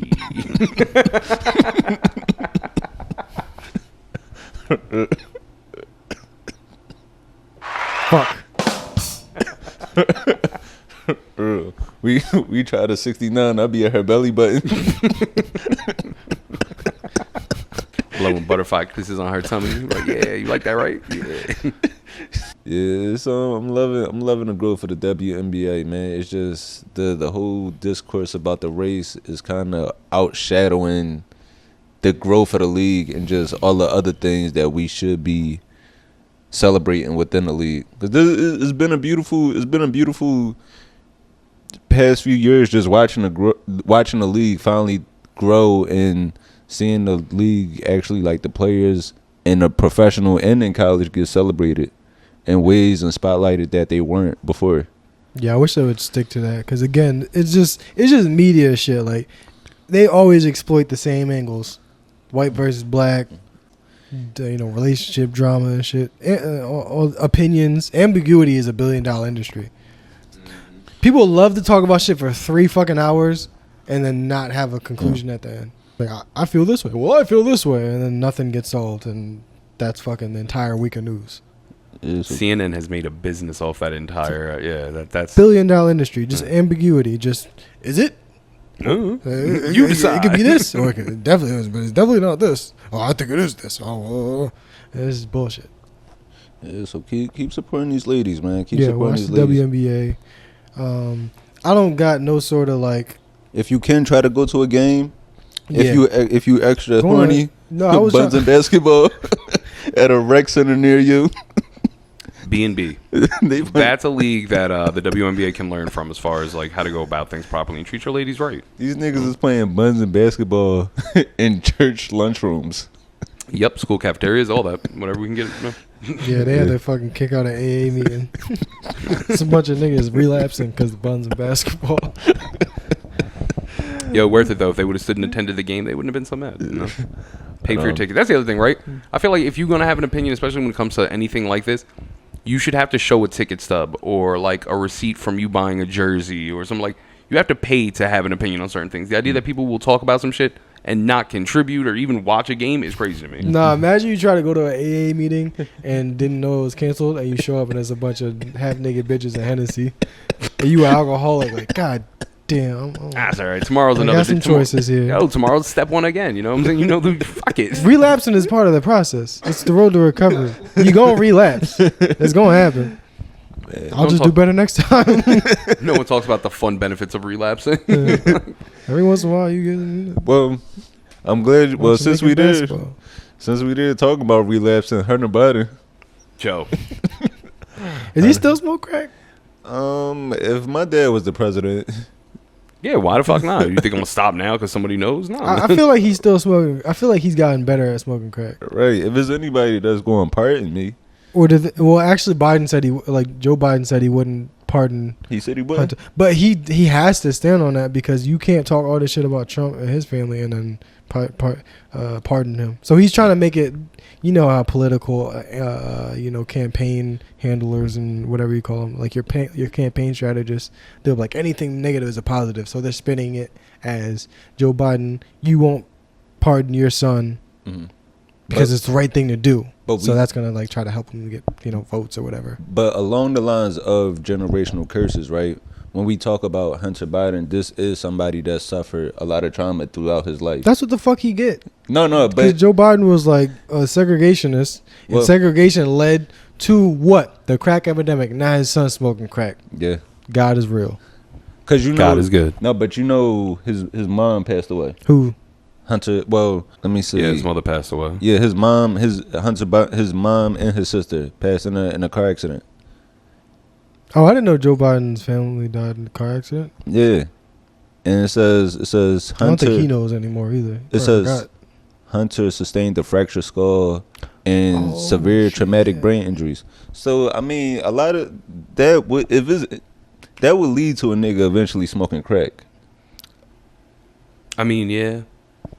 And that happens to you in the 70s, and then 10 years later, they're like, we got a perfect solution for all your problems. I don't think how old was he when this happened? He's a young man, right? So if it happened in 1972. So the fact that he's still here is a miracle. Yeah. Wait, where's Hunter Biden? Robert Hunter Biden was born in 1970. So that happened to him when he was 2, and he had brain damage. Yeah, this is a story about how addiction and mental health are both go hand in hand, but neither are taken seriously. Yeah. It's not his fault he smoked crack. It's not his fault he beat his bitch up. No, but which when you see the new video of how aggressive he is, it kind of paints Diddy as a little bit of a gentleman. No. People are trying to compare that. People are trying to compare the whole Biden, like the Hunter Biden footage came out where he was chasing his girl down the hallway naked before, like, I guess before they got into a fight, and people were like saying, but like, oh, how come we villainize Diddy for doing it, but it's okay when Hunter Biden was doing it? It's because crackhead love is different. It is. Crackhead love is a whole different level where that's what they do. They fight. That's just a sign. No, that's white privilege. Because for a black man to beat up his girl, he got to wear a towel. White man can do it naked. There's 2 Americas. We live in 2 Americas. At least I gotta cover my dick up to be my girlfriend. At least he had some socks on. This nigga had to go platinum to be able to be his girl. Nigga, you gotta work twice as hard in this country. I don't know none of this nigga's songs. And his dad's rich. He's a nepo beater. Oh shit! Wait, he got a Hank Hill ass crack. That shit is crazy. He smoked his ass off. I mean, one. It says the video isn't. Yeah, it says it's not him, but once again, oh, that's not him. That's what they're saying now, but. Then there's people who are like, nah, bro. That's... I mean, we seen the footage from his laptop before. Yeah. He smokes crows and punches prostitutes. It's a wild boy, bro. But I don't like that. His girl, his ex said, what did his ex say? His ex said that he wakes up and smokes crack first thing in the morning. It's like, nigga, when am I supposed to smoke crack? It's the crack of dawn for a reason. I'm supposed to wait till later in the day until I'm trying to relax to smoke crack. No, I'm gonna smoke crack to get my day started. Yeah, women just always find a way to get mad at you about some bullshit. Right. So you gonna smoke crack on an empty stomach? Bitch, if I smoke, I ain't gotta eat. Right. I'm doing this in the right order. God forbid a nigga want to have a routine and a schedule. Can't eat till I smoke crack. I'm gonna smoke crack. I'm gonna get a nice presidential breakfast. Nigga, you ain't ever heard of Wake Up Bake? I crack and smack. Near constant crack cocaine. He was habitually smoking crack throughout the day. Like, he's very open about that. So it would have been okay if he only smoked it once in a while? Like, what the fuck? Habitual. Yeah. You don't it's always a habit. You either smoke it or you don't. The fuck? It's very rare that you find a recreational part-time crack smoker. And also, too, your dad has the number to the country to get it.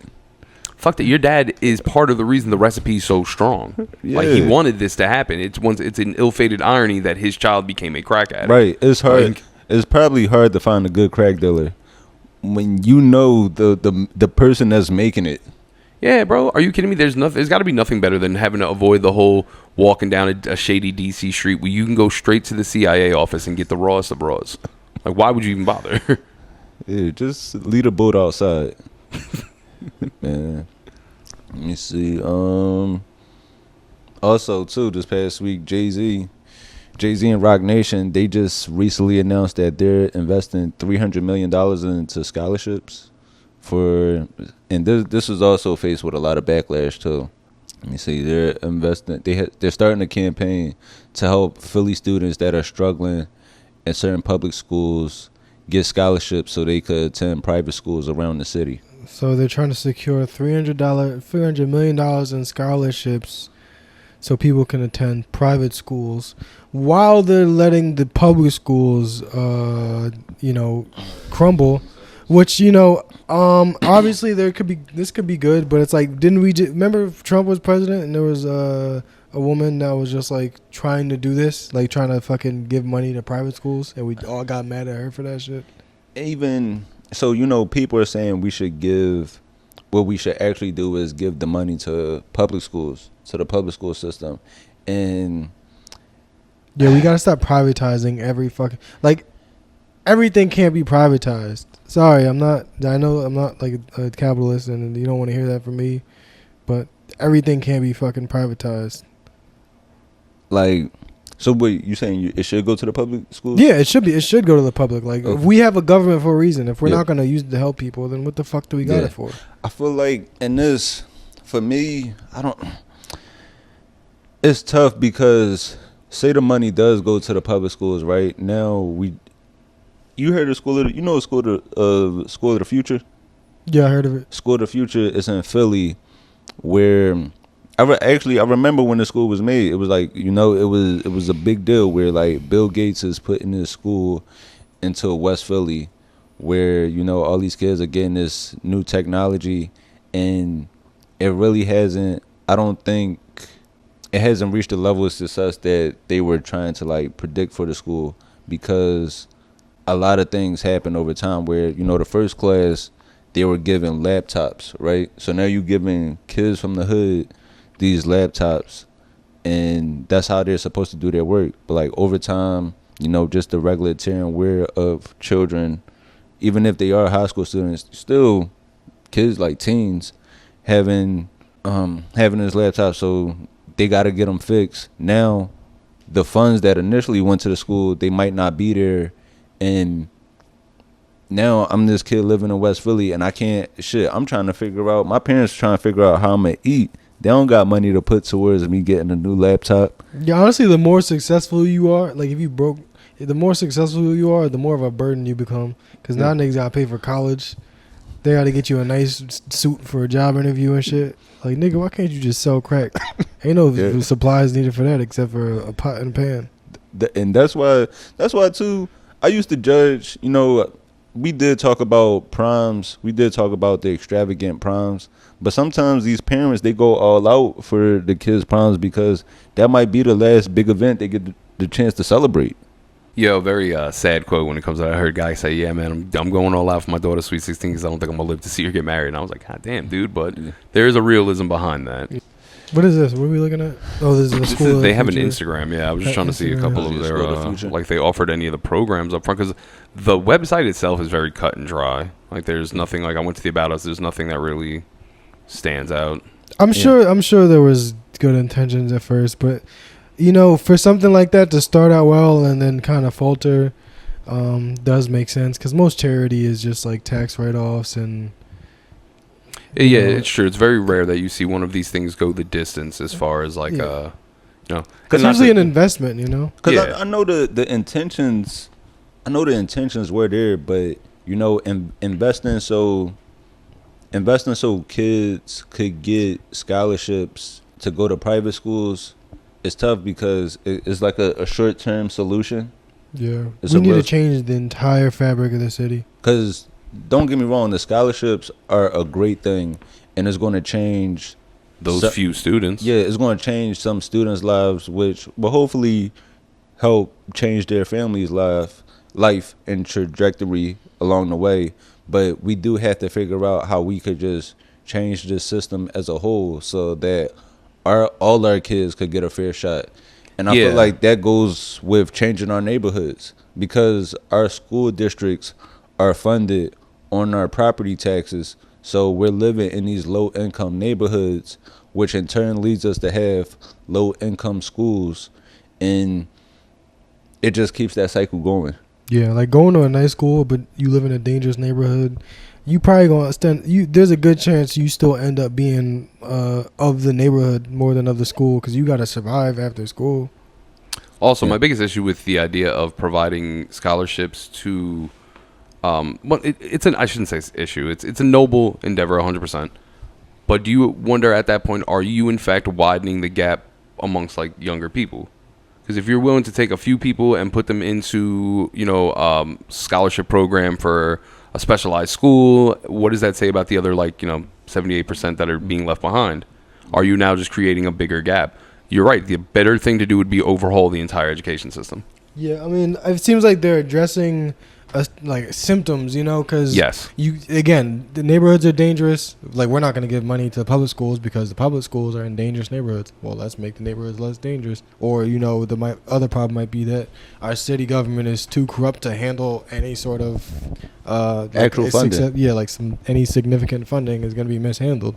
Well, then we need to fucking do something. Cause I don't know what the fuck we gonna do. It starts off as simple as, bring back fucking free school breakfast and lunch. Like, the idea that they don't offer free breakfast and school lunch to kids anymore is mind blowing to me. Because growing up, I knew plenty of kids who I swear, and it sounds like plagiarize. Like, no, I know plenty of motherfuckers. That's when they ate, bro. No, I know, that's when they ate. Yeah. I know it. I've seen it firsthand in all the schools I worked at, where being in a school, even with me personally, when I was living with in high school, I was going back and forth between my mom and my dad's house. Now, when I was with my mom, I would eat good. But when I was staying with my dad, most of the time, school lunch was the one time I was actually getting a good meal.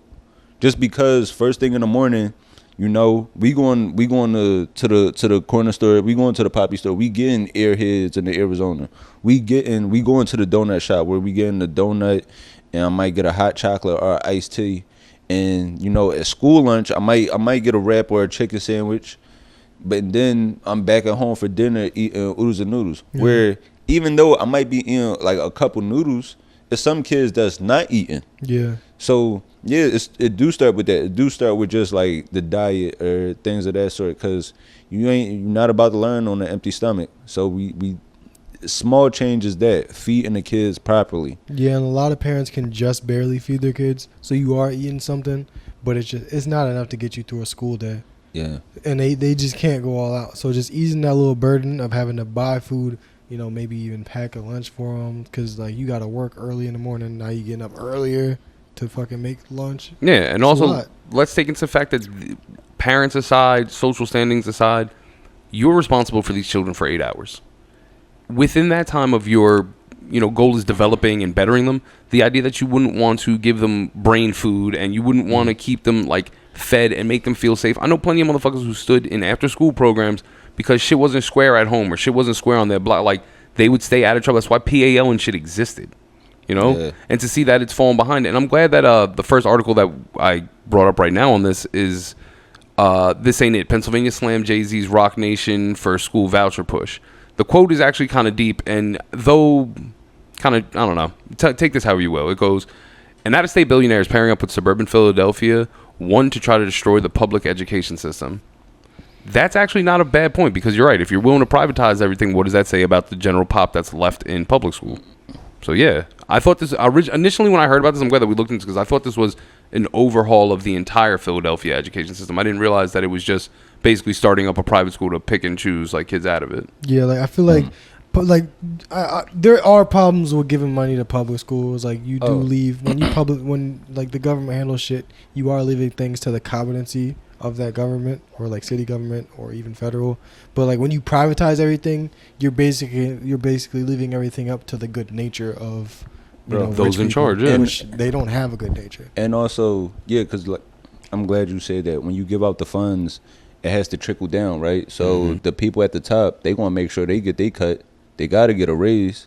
They got to get a nice car or something like that. So it might go to that. It might just go to the people that aren't even in the classrooms getting more money into their pockets, and it's not actually going to the supplies of the classrooms. It's not going to the teachers. It's not going to the after school programs or before school, or just the people that are actually with the kids. Is not, the money isn't getting allocated in the right places. Yeah, and schools that don't get public funds, like private schools,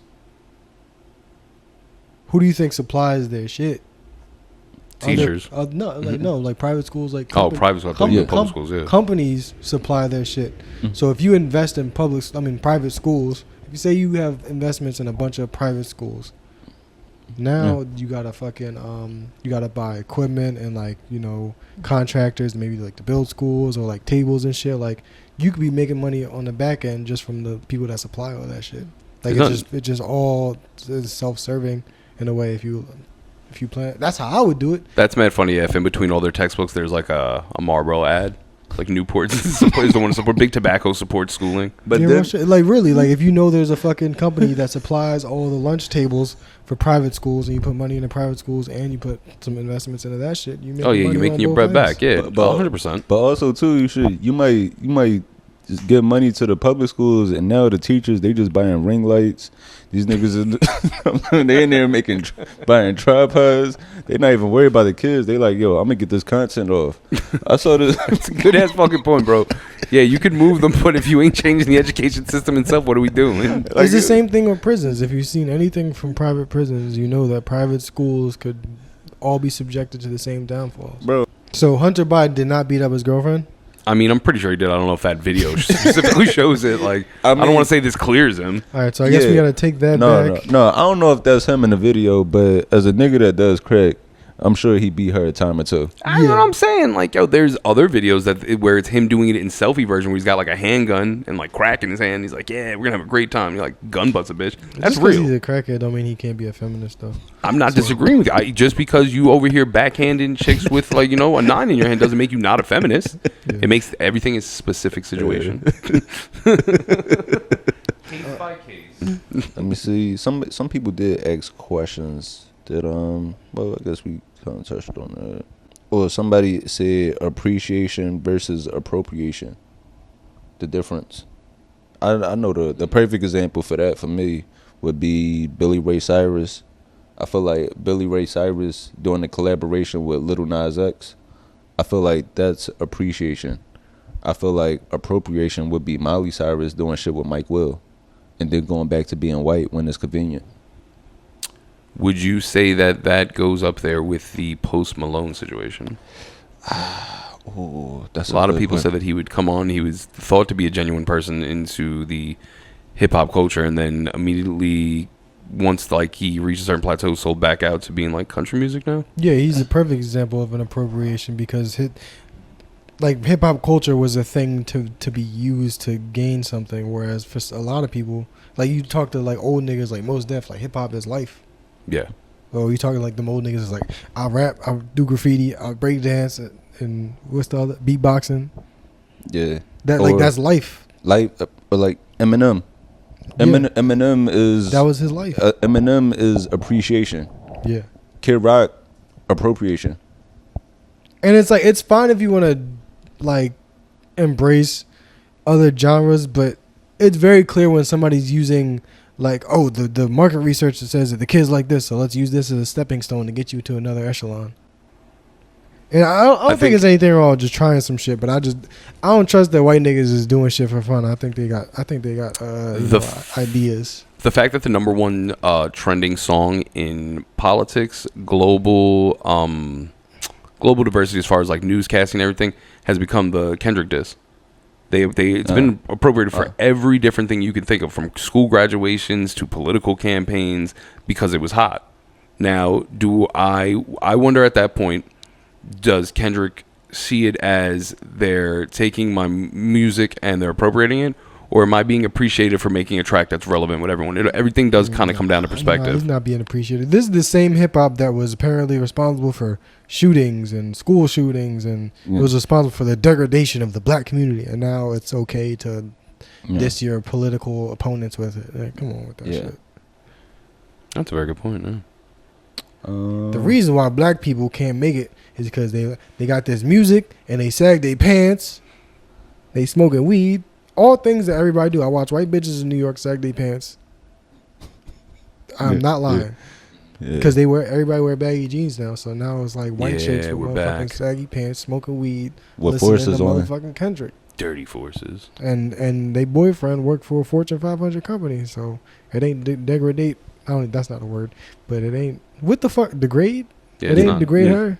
Didn't degrade them. But it degraded us. It's our fault that we fucked up. Once again, perspective. That's where perspective comes into key in all of these things. Because once again, people tend to look at white New Yorkers and the way that they speak and the dictation that we use and everything as cultural appropriation for black. When, to be quite honest with you, it's just New York. Oh, you know it's very I think where New York, I will give you that, because it's very I mean, there's obviously still segregation in most major cities. Yeah, but that's share, neighborhood shit. Yeah, like people come together and share a lot more, and there's some things I don't fuck with, but like the good things, like a lot of people in this city of different cultures come together and share cultures.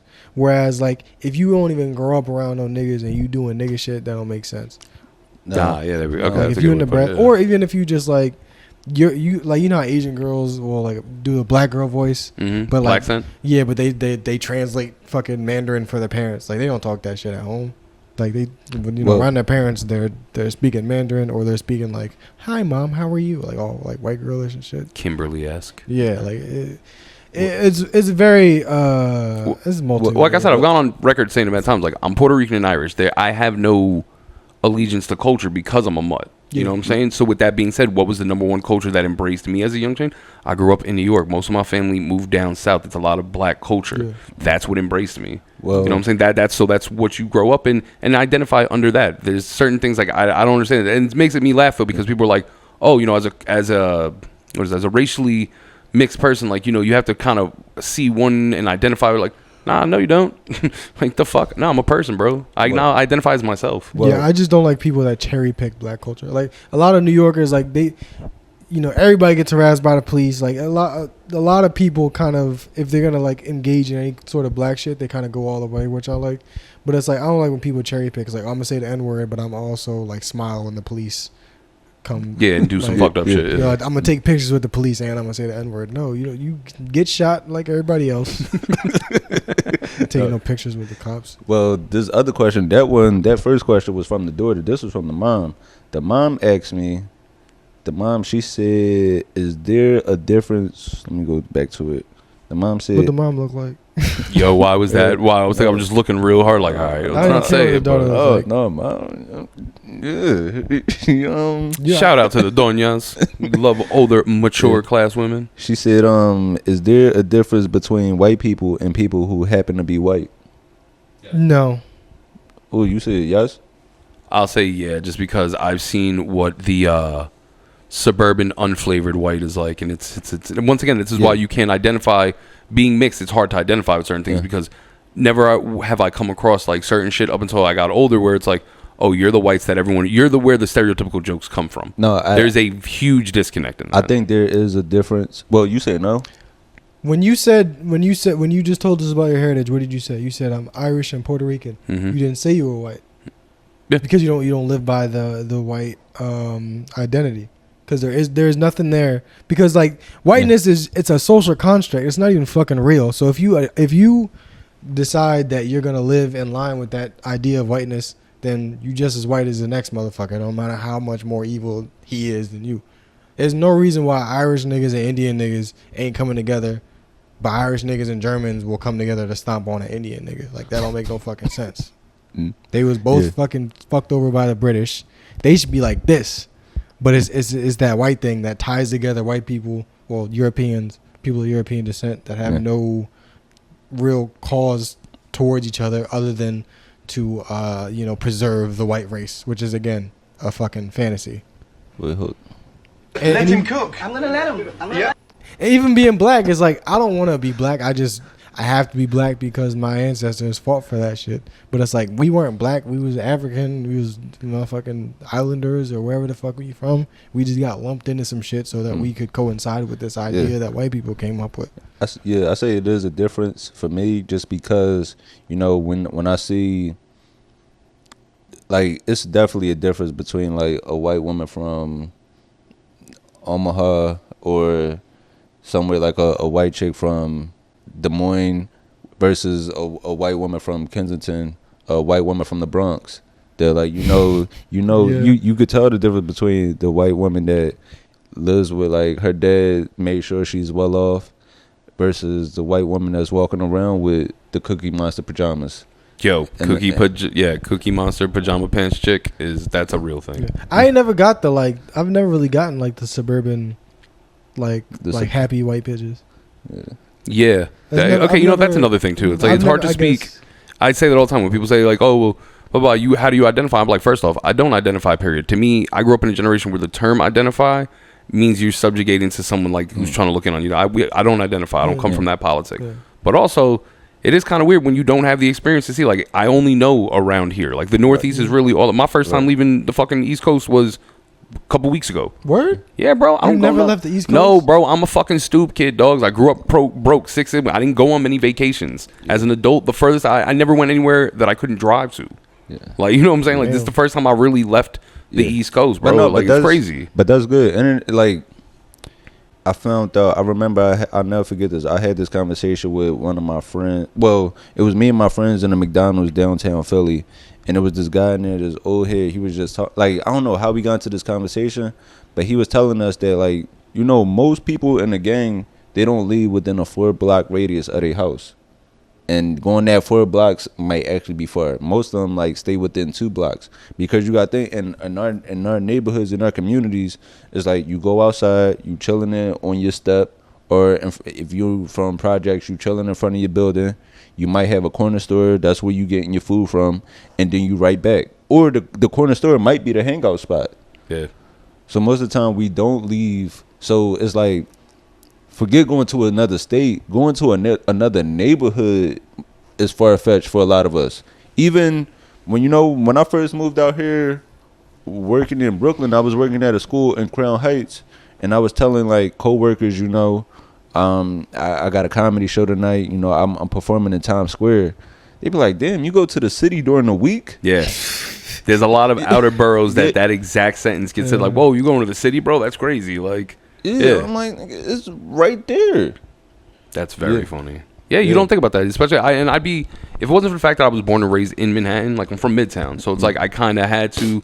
But yeah, I would treat going out to, like, fucking White Plains as like an exotic trip. Going down to fucking Coney Island was like a real, you know what I'm saying? Going up to Yankee Stadium and shit. Like, you look at going out there as like, wow. So I kind of had to travel to get it. But I do know plenty of people that were like from Staten Island, or they're from fucking Ridgewood, or they're from fucking if they're from fucking Coney, where they'd be like, oh, bro, going to the city's like a fucking mission, bro. Like, you know what I'm saying? Like, they don't venture outside of their borough, let alone like their neighborhood. Yeah. Whereas like I even think about it now, I didn't listen to Nipsey. I hate that I didn't listen to Nipsey while he was here and really appreciate him. But even listening to his music now, it's this one line he said, like, when you travel the world, you ain't returning the same. And I'm telling you, it's so eye-opening to really see that, like, once you really start going places and realizing how easy it is to travel, and then you start, like, just seeing these different cultures and different ways of living and stuff, it really does change your whole perception of the world and about yourself. I ever tell you my theory on racism and homosexuality, how it's intertwined? No, but if you're racist to the point that you can't see someone of another culture and admit, like, the sexual attraction or beauty, you're inherently gay. It came from, I heard some dude being like, oh yeah, man, you know, fucking, I don't know, it was like some white dude on the internet. He was like, oh yeah, you know, I don't fucking race mix and all this other shit. And then I go, bro, imagine seeing like Meg Thee Stallion walk past you and you go, oh, like, disgusting. Like, nah, bro, you're not racist. You gay. Like, that's just like, I could never. As long as there is an appealing sex out there, it doesn't matter the shape, bro. People ask me all the time. They're like, "Oh, well, you want aliens come here so you can fuck?" And I'm like, "Yo, if Zoe Saldana showed up fully green, like I'm talking about, look like she did in Avengers, hell yeah, I would." Son, there'd be fucking Kermit juice all over my face, bro. It'd be crazy. Let him cook. I'm gonna let him. So it's Let like him cook. I'm gonna let him. it's kind of a mind-blowing thing that you would shut down something because of a cultural difference when, like, it's objectively attractive. When food is objectively good, I don't care what nationality made it. It's wherever that comes from. Jollof. Y'all like rice? Yeah. I'm a big rice person. I grew up eating rice. So when I got put onto different cultures' rice, different cultures' rice slaps. Like, there's very rare times that I come across, like, a bad rice. And I know how fat that sounds, but, that makes you appreciate other cultures. Yeah. Like... Do I think that I can make jollof? No, not at all. And I would never try. All the racial shit is a lot of the racial problems we have in this world, but in this country specifically, is we don't move around enough. And we don't realize, like, there's not as many rules to life as we all like to think there are. And, like, just stepping outside of, like, a place where you're comfortable, you kind of have to step outside of yourself and just go, like, ain't really shit. This isn't about me. Like, the world is the world. It really shouldn't be owned by anybody. It just is. We're just here to figure out how to fucking exist with it, and not control everything. Like, fucking, if you're like a, back in the European conquest days, you're thinking the world is yours, but the world is just here. And there's plenty of beautiful things in it. Imagine the early settlers when they first seen, like, Pocahontas Indians. Like, they was probably like, damn, tan and thick. Like, I wonder what that tastes like. You know what I'm saying? And you can still have that point to the day. Bro, there's plenty of cultures you see that you look at you and you go, bet she that's smells how real racism good. Would start, though. Like, imagine you see the fattest ass ever, and your wife is like, no ass. You got to think, there's something wrong with that one.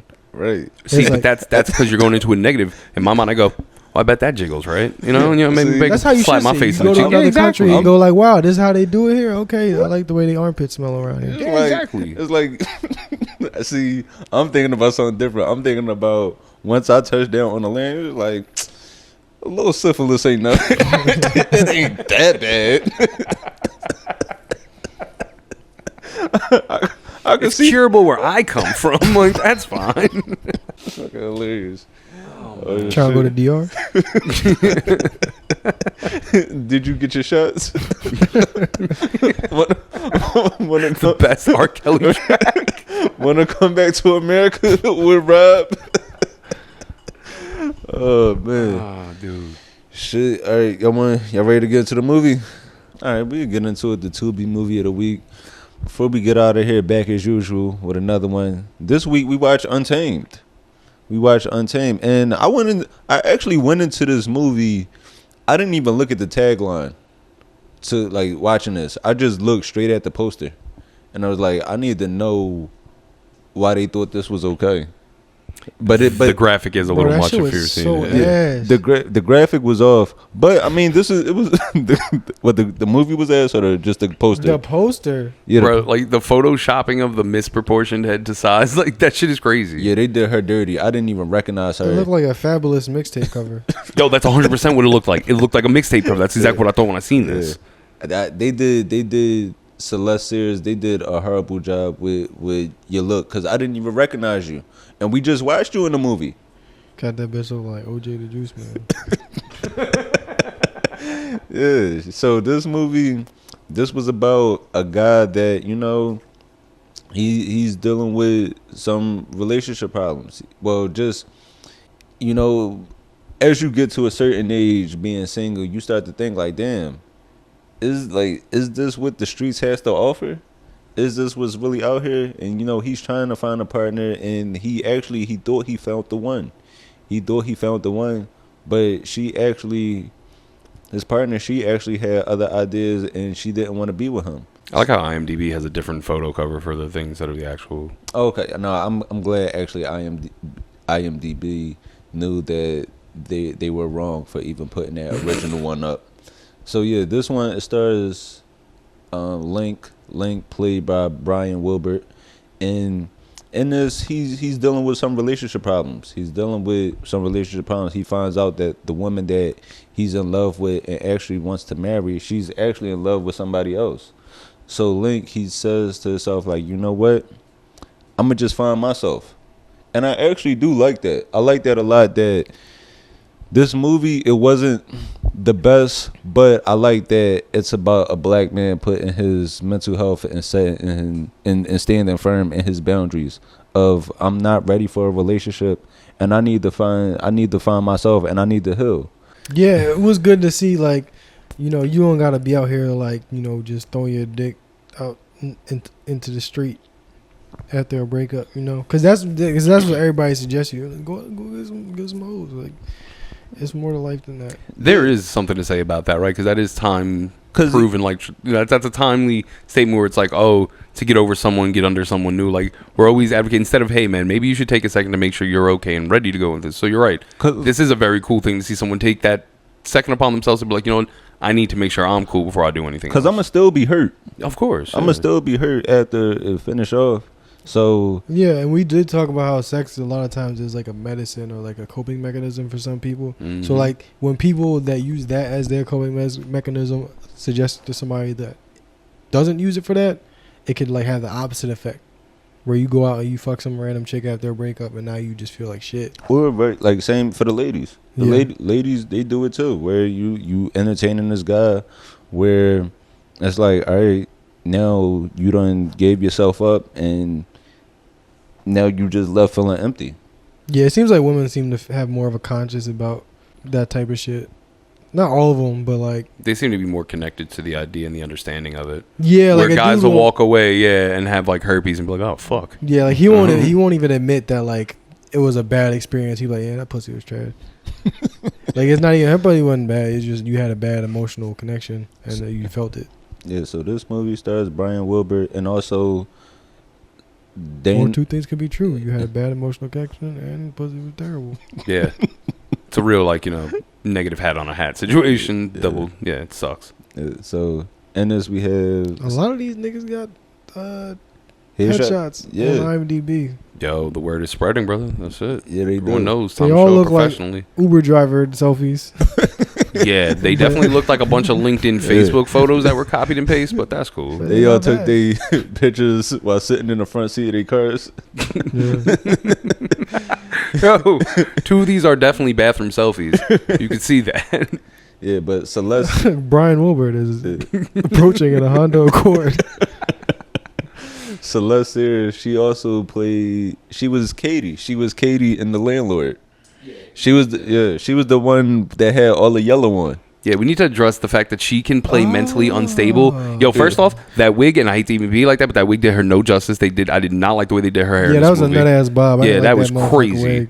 Secondly, we have to really discuss her capability. Her capability to do a crazy role. Yeah, she can play crazy on all spectrums. Yo, that's what she's got range in that thing. Something else I noticed, she actually knew how to play off of other actors. She was actually like able to like produce the chemistry that you need for on-screen dialogue, and a lot of like the people that were supposed to be best friends from childhood, they didn't even seem like they knew each other at all or like liked each other. They were just like blah, blah, blah, blah, blah. But she, you know, she plays off of other people. You know, she's actually like a decent actress. Oh yeah, I fuck with her. Like I said, her range of acting, so far we've only seen crazy, but a spectrum of crazy, which is nice. Yeah. Oh, we're starting to be nice to the actors. This is a good turnaround for us. I just fuck with her specifically. I thought that was cool. But we don't normally only give nobody no sort of credit for anything. No, you're right. Mike Jeffers, your picture looks like it got taken at Target. I don't like that picture. That looks like an old Kmart photo, and that's not great for IMDb. It looked like he got he got like his hand like this, on his elbow on his knee, and his foot on top of a fat chick that's kneeling. Well, young brother, I'm glad you said that. He took in the 90s. He snuck in a class graduation to get that picture taken. This nigga got a senior quote on IMDb. If I can make it, our energy's back to normal. Go ahead, go. If I can make it, anybody can make it. Michael Jordan. Michael Jordan. I'm gonna play. Republicans buy shoes too. Michael Jordan. I'm gonna play this quote right here. This is where Brian, he at the time he's in his relationship with his girlfriend Lisa, and this is kind of where things go astray for him. But We'll be okay with being Puerto Ricanly married. This is our weekend, yeah, that's bro. what I was gonna say. I love a common law marriage. Oh, baby. Puerto Ricanly married is the way. When my wife said it to me, do you know that's dead ass what she looked at me and said? She said, yo, I never thought we'd really get, like, I thought we were just going to be Puerto Ricanly married. And I was like, damn, that's fucked up. I was poor. I'm struggling. Like, I wanted to do this in the end. Like, make it count. That's but what I the was fact gonna that you say. was cool with us just being Puerto Rican, that's how I know you a real one. That's what I was gonna say. Like, that was your Irish side. Yeah. Cause like Puerto Ricans just get married by getting them pregnant. Yeah, exactly. Yeah. And we now share a male P.O. box. That's it. Yeah. The Irish side of me was like, if I don't do this, God's going to be pissed. I don't need that. Yeah, the fucking Catholic guilt. God's going to be fucking irritated with me. I don't need that. So later in the movie, Link, he's finding himself. So after that, he just wants some time to himself, but he ends up meeting a lady one night. His friends drag him out to the bar. That's how they try to help you get over the heartbreak. Like, come on, man, let's go out, let's go get a drink. So he goes to the bar and he ends up meeting this lady. He meets Dana, and they become really cool. But he tells her, like, there is some mutual attraction, but he tells her, I'm not ready to be in a relationship. I think we should just keep this as friends, or we could just continue to hang out and kick it. And one night while he's at her place, they things get a little bit more serious than he's ready for. Oh, keep playing. I think there's something. I think there's like, play the whole scene, because I feel like there was something else funny. No, but I do want to stop right there just for a second. Okay. This conversation would never go the same way if the genders was reversed. Yeah, I got needs. Imagine that. Like, Being like, I've yo, never I got said that needs. sentence before. Like, I have needs. No, Ew. think about Pedophile. that. If Fucking diddler. if you chilling with like a woman friend, and she tell you she just want to be friends, and you tell her, like, look, I understand, I hear what you're saying, but I need some pussy. Yeah. I feel you, but I need some ass right now. I'm going to need you to woman up and handle this because, you're right. Yeah, this could never happen. Killing myself. Right? I'm over here being your friend. No, this dick is hard. What's up? Remember I took you to get waffles? Chicken and waffles ain't cheap, bitch. Syrup was extra $2. All them pictures I took in front of you in front of a grass wall adding up. Think I wanted to watch your dog all weekend? You think that's what I wanted to do? Babysit your dog? Like, yeah.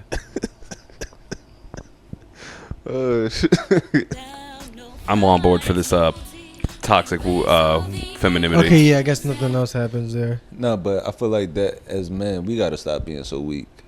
What, just fucking anything that Agreed. moves, Yeah. basically? Yeah, because it's like you had the boundary set. He had and he was firm, and he was right for that.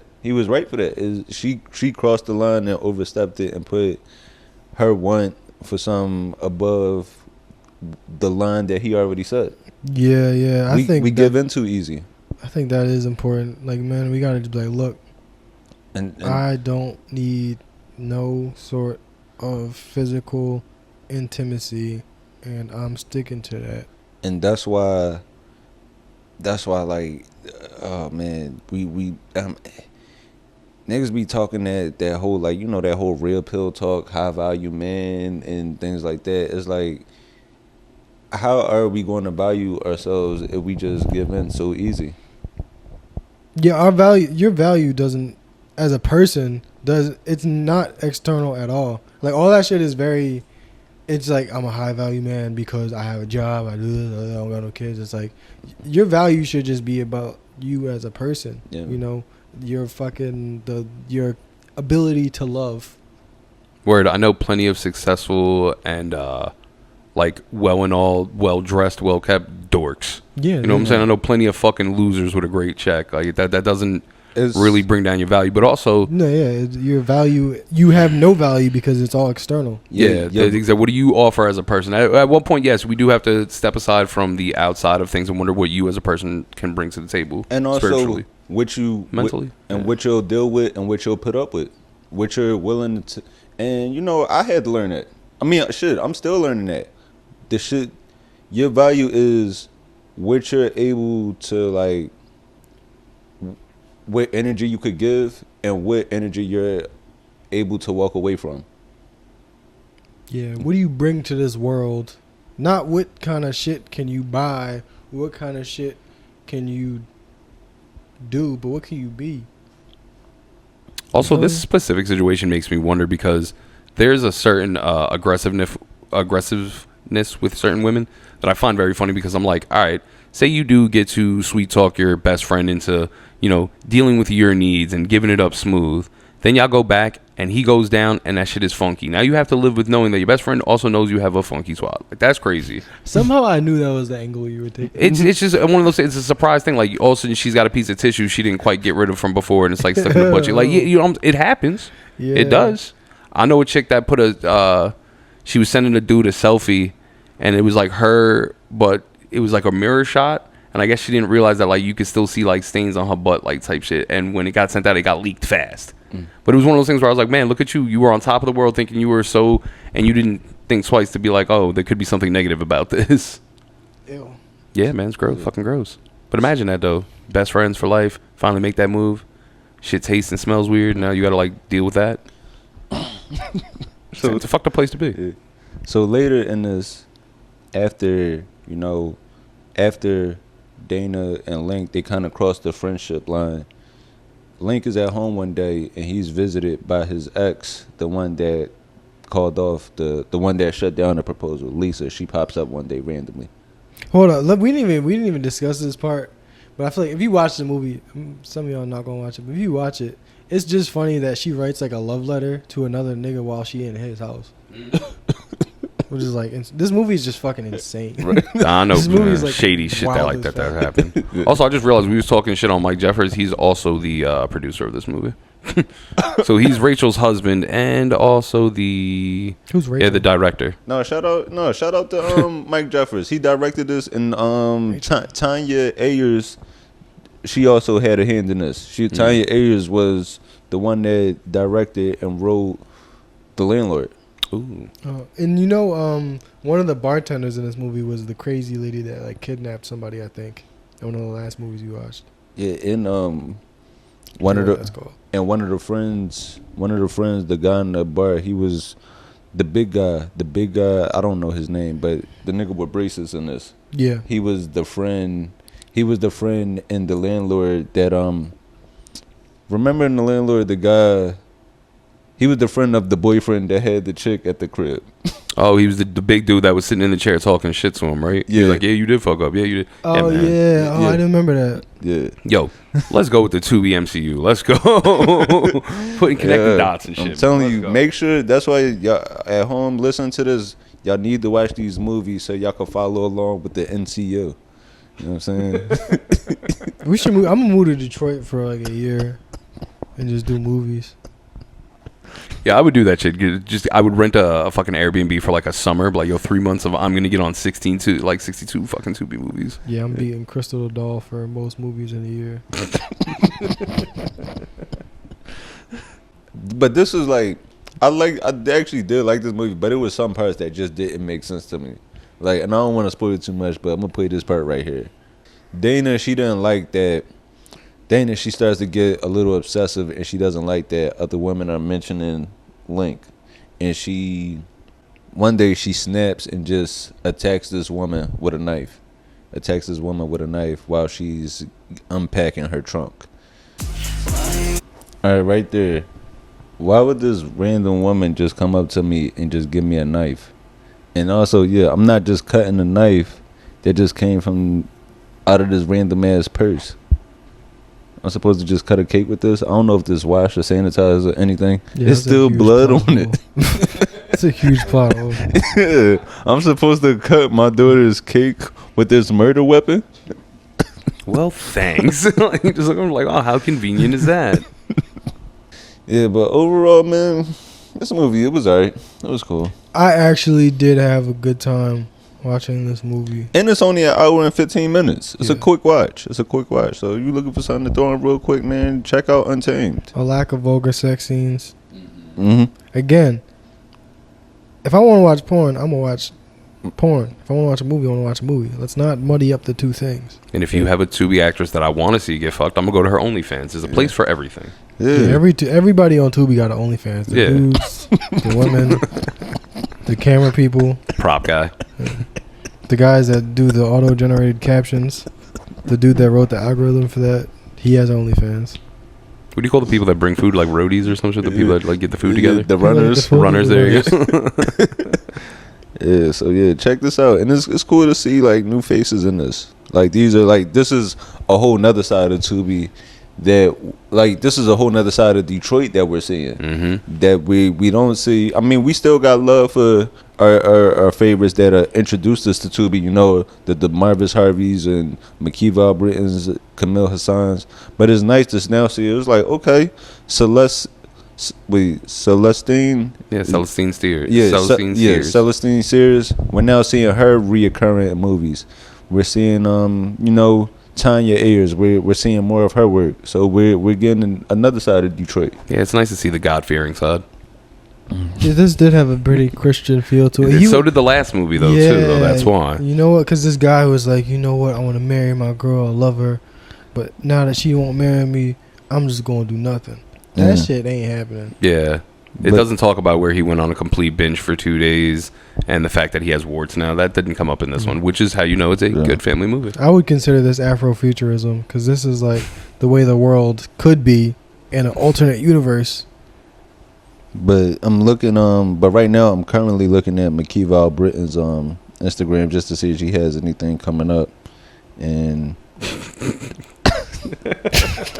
all right, let me get off her gram before I start being inappropriate. But also too, yeah, you ain't saying nothing about her feet. I would like to just congratulate you about that. Yo, there was a level of maturity that was just shown. Yeah, that I. No, it's because I'm going through her pictures, but she cut them. All her pictures are cut off at the ankle. Oh, she knew. Yeah, she was aware. No free feet pics. Smart. Or concealing. She might have some busted joints. Don't tell me that. Don't tell me that. She got diner waitress on a slow night toes. That shit is crazy. Oh man, but yeah, man, keep supporting her. No, but yeah, just keep supporting these Tubi actors, and most importantly, man, keep supporting us. We thank y'all for tuning in to another episode. Please follow us on our on all social media, on our personal pages and the We Want More pages, whether that be on Instagram or Twitter. All of that be in the description of the episode. YouTube, man. If you guys are big on, I know a lot of people who just use YouTube as like their go-to thing for everything. Mm-hmm. So yeah, man, if you're a YouTube person, we do put our episodes out on YouTube. Check out it, subscribe. Yeah, I know, and like I said, I'm trying to be more on schedule with that. It's just the whole we're just learning as we go, the whole editing process and just scheduling wise, but we gonna get it together. So just the audio always on time, the YouTube we doing our best as we can, but you know, and also too, like I said, if anybody wants to join the team and as far as like specializing in social media or YouTube, the whole editing process, you know, hit us up. Yeah, send all sort of unsolicited offers. Anything. Fuck it. Oh, there's one last thing I wanted to kind of just touch back on. Feet. Huh? Deflated my whole thing. The beginning, we really got heavy into mental health and like men's mental health, but I just want to put an overall message for everyone, whether you're man, woman, undecided, new decided, rediscovered, however you play. The one thing that I think is not addressed enough, but really does need to just kind of be, I don't think it should be said, but it needs to be said, but it should be said. You can't tell the next person how to love. So your interpretation, if you may feel that you are unloved, it may just be that the people who are giving it to you aren't giving it in the fashion that you choose. Mm-hmm. But it doesn't disqualify their love in general. Yeah. So like everyone can be appreciated, and that goes from all across the board. Just because someone doesn't tell you, hey man, you're doing a good job, doesn't mean that you're not doing a good job. Maybe that them just acknowledging you, head nod and everything proves it. So, you know, be open to that. And that was the Max message of the day, everybody.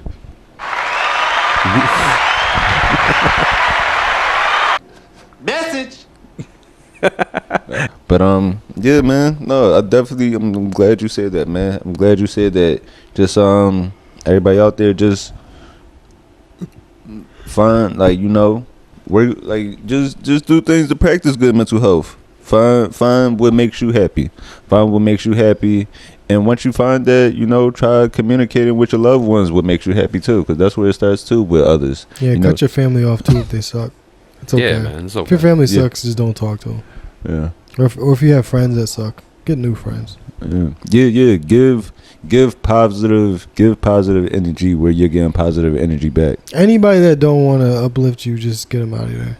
Yeah. It's true. You should only surround yourself with people who are helping you grow. And once again, whether it's their intention or not, steel sharpens steel. Like, it's my favorite reason. I thought I was a funny motherfucker, so I started working with these two. And a year later, I realized I'm alright. No. I'm okay at best. No, but yeah, I'm telling you, that shit is real. You gotta pour it into people that pour it back into you. It don't matter if she got a fat ass. It doesn't. It's a nice thing though. Hey, Patreon coming soon. Yeah, definitely. That'll definitely come soon, man. Then we can be a little bit more unfiltered. Hear people's real opinions. Yeah. Then you really how I feel about Pride Month. Oh man, but Motherfucker, there's so many colors. Brown on a flag. This is the Middle East.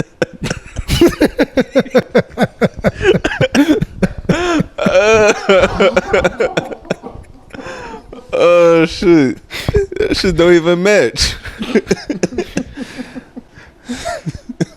All right, yes. All right, this has been a good one, man. Thanks everybody for listening. We appreciate y'all for tuning in to another episode, man. I'm Anthony Moore. I'm Asante Morris. And I'm Maxwell. And we out of here.